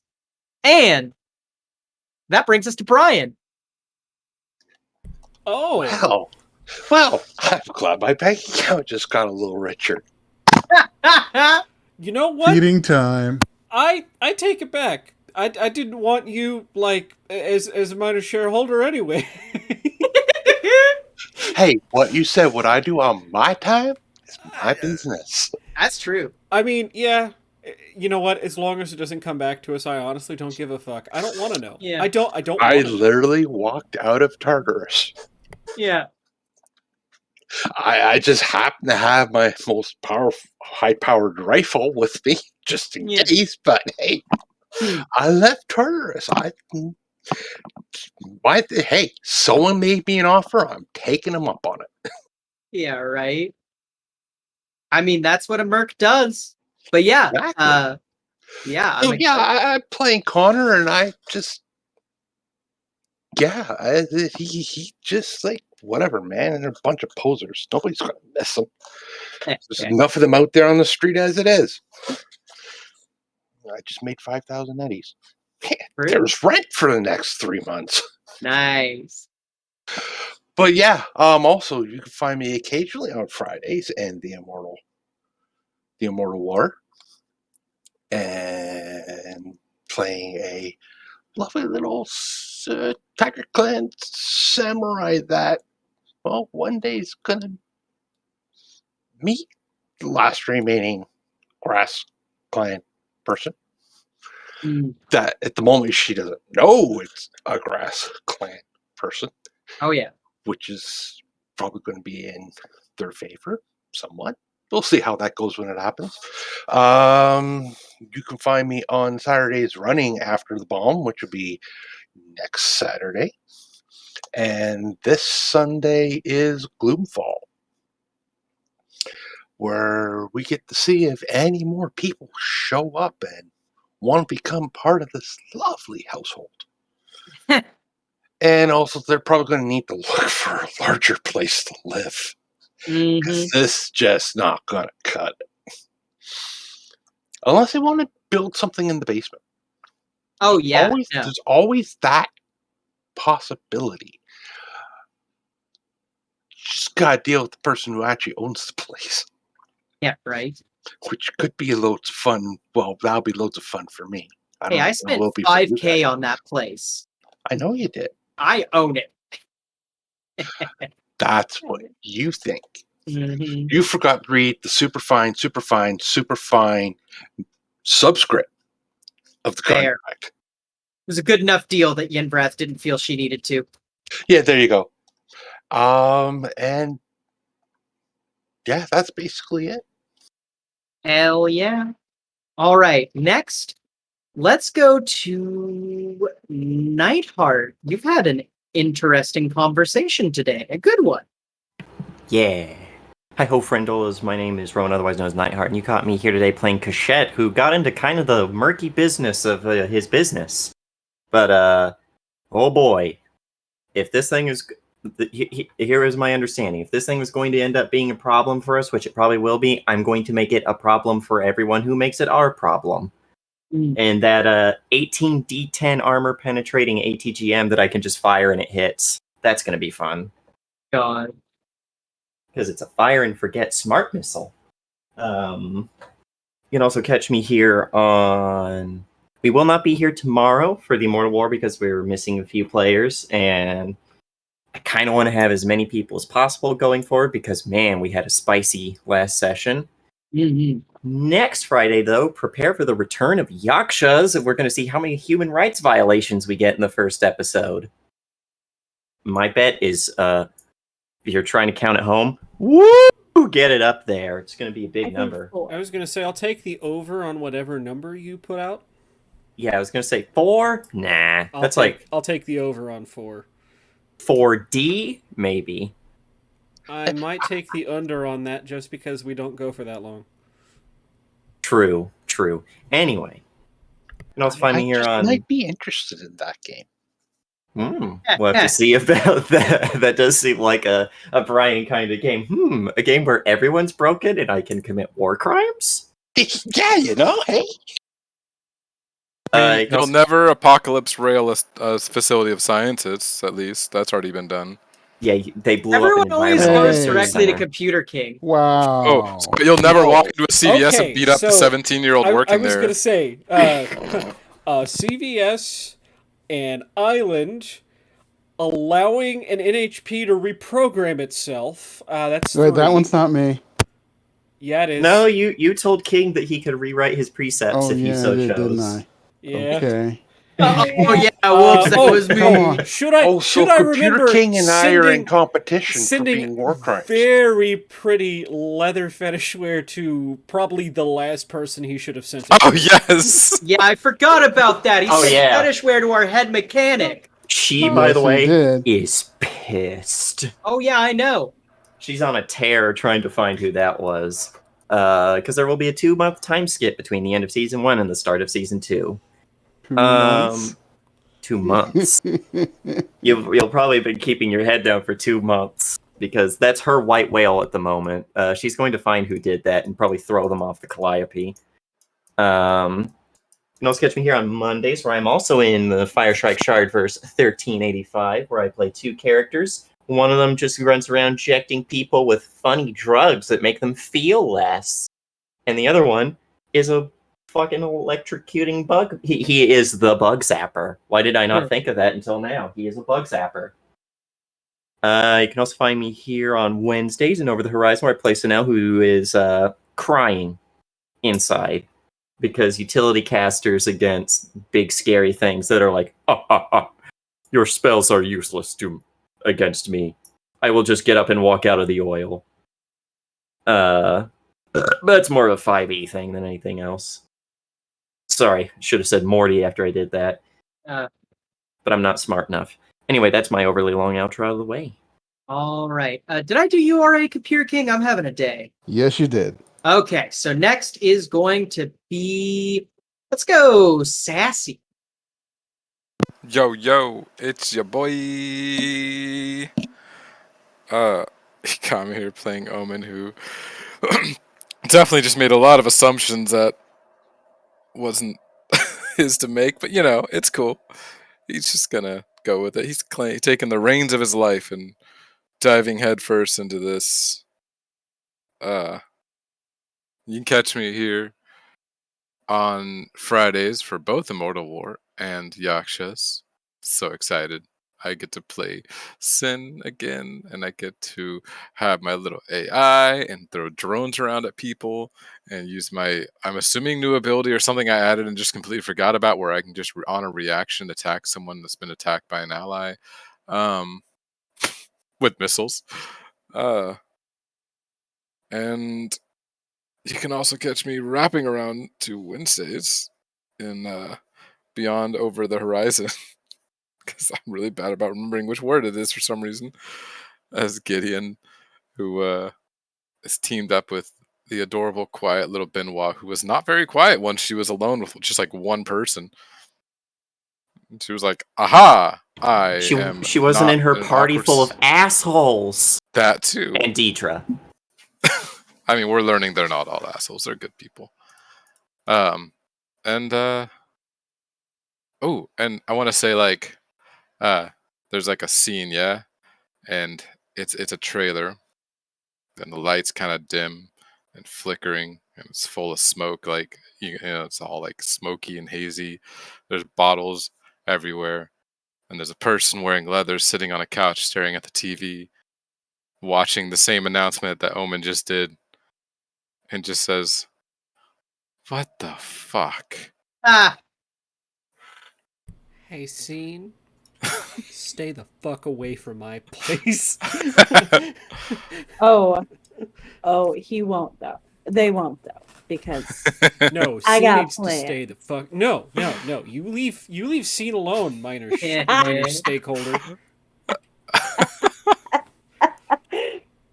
Well, you know, if she's a minor stakeholder in a derogatory term, then you're a major misstakeholder. No. Hey, at least somebody other than me admits I'm a mistake. Oh no! Oh no! Oh no! All right, what else That you one got, was Daniel? so bad my cat ran away. That is everything from me. All right, excellent. Next, Amy, you've had an eventful session. Yeah, that was a lot. Hello, Amy Gedden. I made some choices today. Choices that I feel like I will regret. Looking back on them, I wish I hadn't have taken the money or like the partnership as quickly as I did. But Yeah. you know what? That's a cash thing, and that happened. So, you know, this is my bed and I shall die here. My bad, you guys. We'll see what happens. Don't Yeah. apologize. You've made things so much more interesting for me. I know. Don't you just love it when the story writes itself? Oh, yeah. No, absolutely. Yeah. You're welcome. Let's see here. Today is Thursday. I'm in the Immortal War on Fridays, every other Friday. And then coming back around beginning of the week, in 2 weeks, I believe, we are going to start running a very short campaign called Nobility and Notoriety. I will be running it. It's just a Fey wedding. It's no big deal. No one has any ill will or bad intentions or wants to like murder the entire Fey court. It's fine. Everything's gonna be fine. I'm the Amy, one I who Want to wants just, throw to a murder bag of them all. holding in a portable hole. Amy, I just want Exactly. you to know that all I heard is nobody has any ooh woo. Nobody has any ooh. I mean, there might be ooh. I don't know. Ew. Ooh-less. Oh no. Yeah, no, it's fine. There is a room full of portable holes because portable holes are not allowed. God damn it. You can't have one. So maybe. We don't know. That's a rumor because this game is all about rumors and reputation and who you could possibly fuck over to get what you need or, what you want. Doesn't matter. And let's see, that's Tuesday. And then on Wednesday, I'm in Over the Horizon where I'm a big tanky tank girl and Cyrus Smith's fucking golems were no match for me. I was just like, oh, yeah, I'll just get fucking some more wolves. So I got Fey wolves with me, and they're doing the bitey bite, and I'm doing the bitey bite, and I got some chick with me who was a total bitch at the beginning, but now she's all right. We're cool, friends ish. Alrighty, right? She's alrighty, right? We're doing the bitey bite. She's alrighty, right? And yeah, this, and I'm enjoying this combat. I don't usually enjoy combat, but I finally made a tank, and now I'm really having a good time with it. Welcome to so Why I that's Love Marshals. honestly like legit. Like a fucking tank is fun. Hmm. So I think that swings us back to today. So that's me. And if I'm not here, I am at my shop, which you can find at hypegraphics.co. That's CEO. And there's cool shit that I make, and you can buy it. It's not expensive. And please support small businesses. They need your help and love you. Okay, that's me. All right. Excellent. That leaves us with Cyrus Smith, someone who has had probably the everybody. most interesting session out of everyone. I was gonna say sorry for the slow sesh. I So slow. It was so slow. Oh no. it really was. We'll do better next time. What do you? Cyrus Smith, more like London because all the bombs that fell. Whoa! Good. So anyway, yeah, you caught me here tonight playing Lucky. You can also catch me. Is it Saturday or no Sunday this week for Gloomfall? You can catch me Tuesday, not this Tuesday, but the week after. You can catch me running a. Oh, excuse me. Catch me running some little game called Over the Horizon on Wednesdays. Don't forget Fridays, where Yakshis will be making its triumphant return next week. Yeah. I think that's everything. Oh, don't forget Saturdays, where we want a tank, and we found it, but some asshole decided it's their tank, even though what the fuck are they going to do with the tank? Yeah, right. So I think that's everything. All right. Tuesdays too. Which Yeah, I said leaves Tuesdays, didn't I don't remember. I'm tired. I'm sorry. No, you're good. All right, which leaves us to fucking me. Unless I missed anybody, which I don't think I did. I'm gonna keep mine short and sweet. Hey everybody, my name is Mira, also known as Mira Shades GM. You caught me tonight running New Amsterdam. You can also catch me in Yakshas and in Immortal War. You can also catch me on Mondays, Saturdays, and Sundays. I'm in a lot on here. If you want me to run a game for you, go ahead and hit me up at mirrorshadesgm@gmail.com. Send me a text at 620-218-9949 or give me a call. And at the end of the day, you could also message me on Instagram at mirrorshades_gaming. And that is it for me. So from all of us here, let's get a good old-fashioned Nozdrovia and get the hell out of here. Nostrovia. Nostrovia.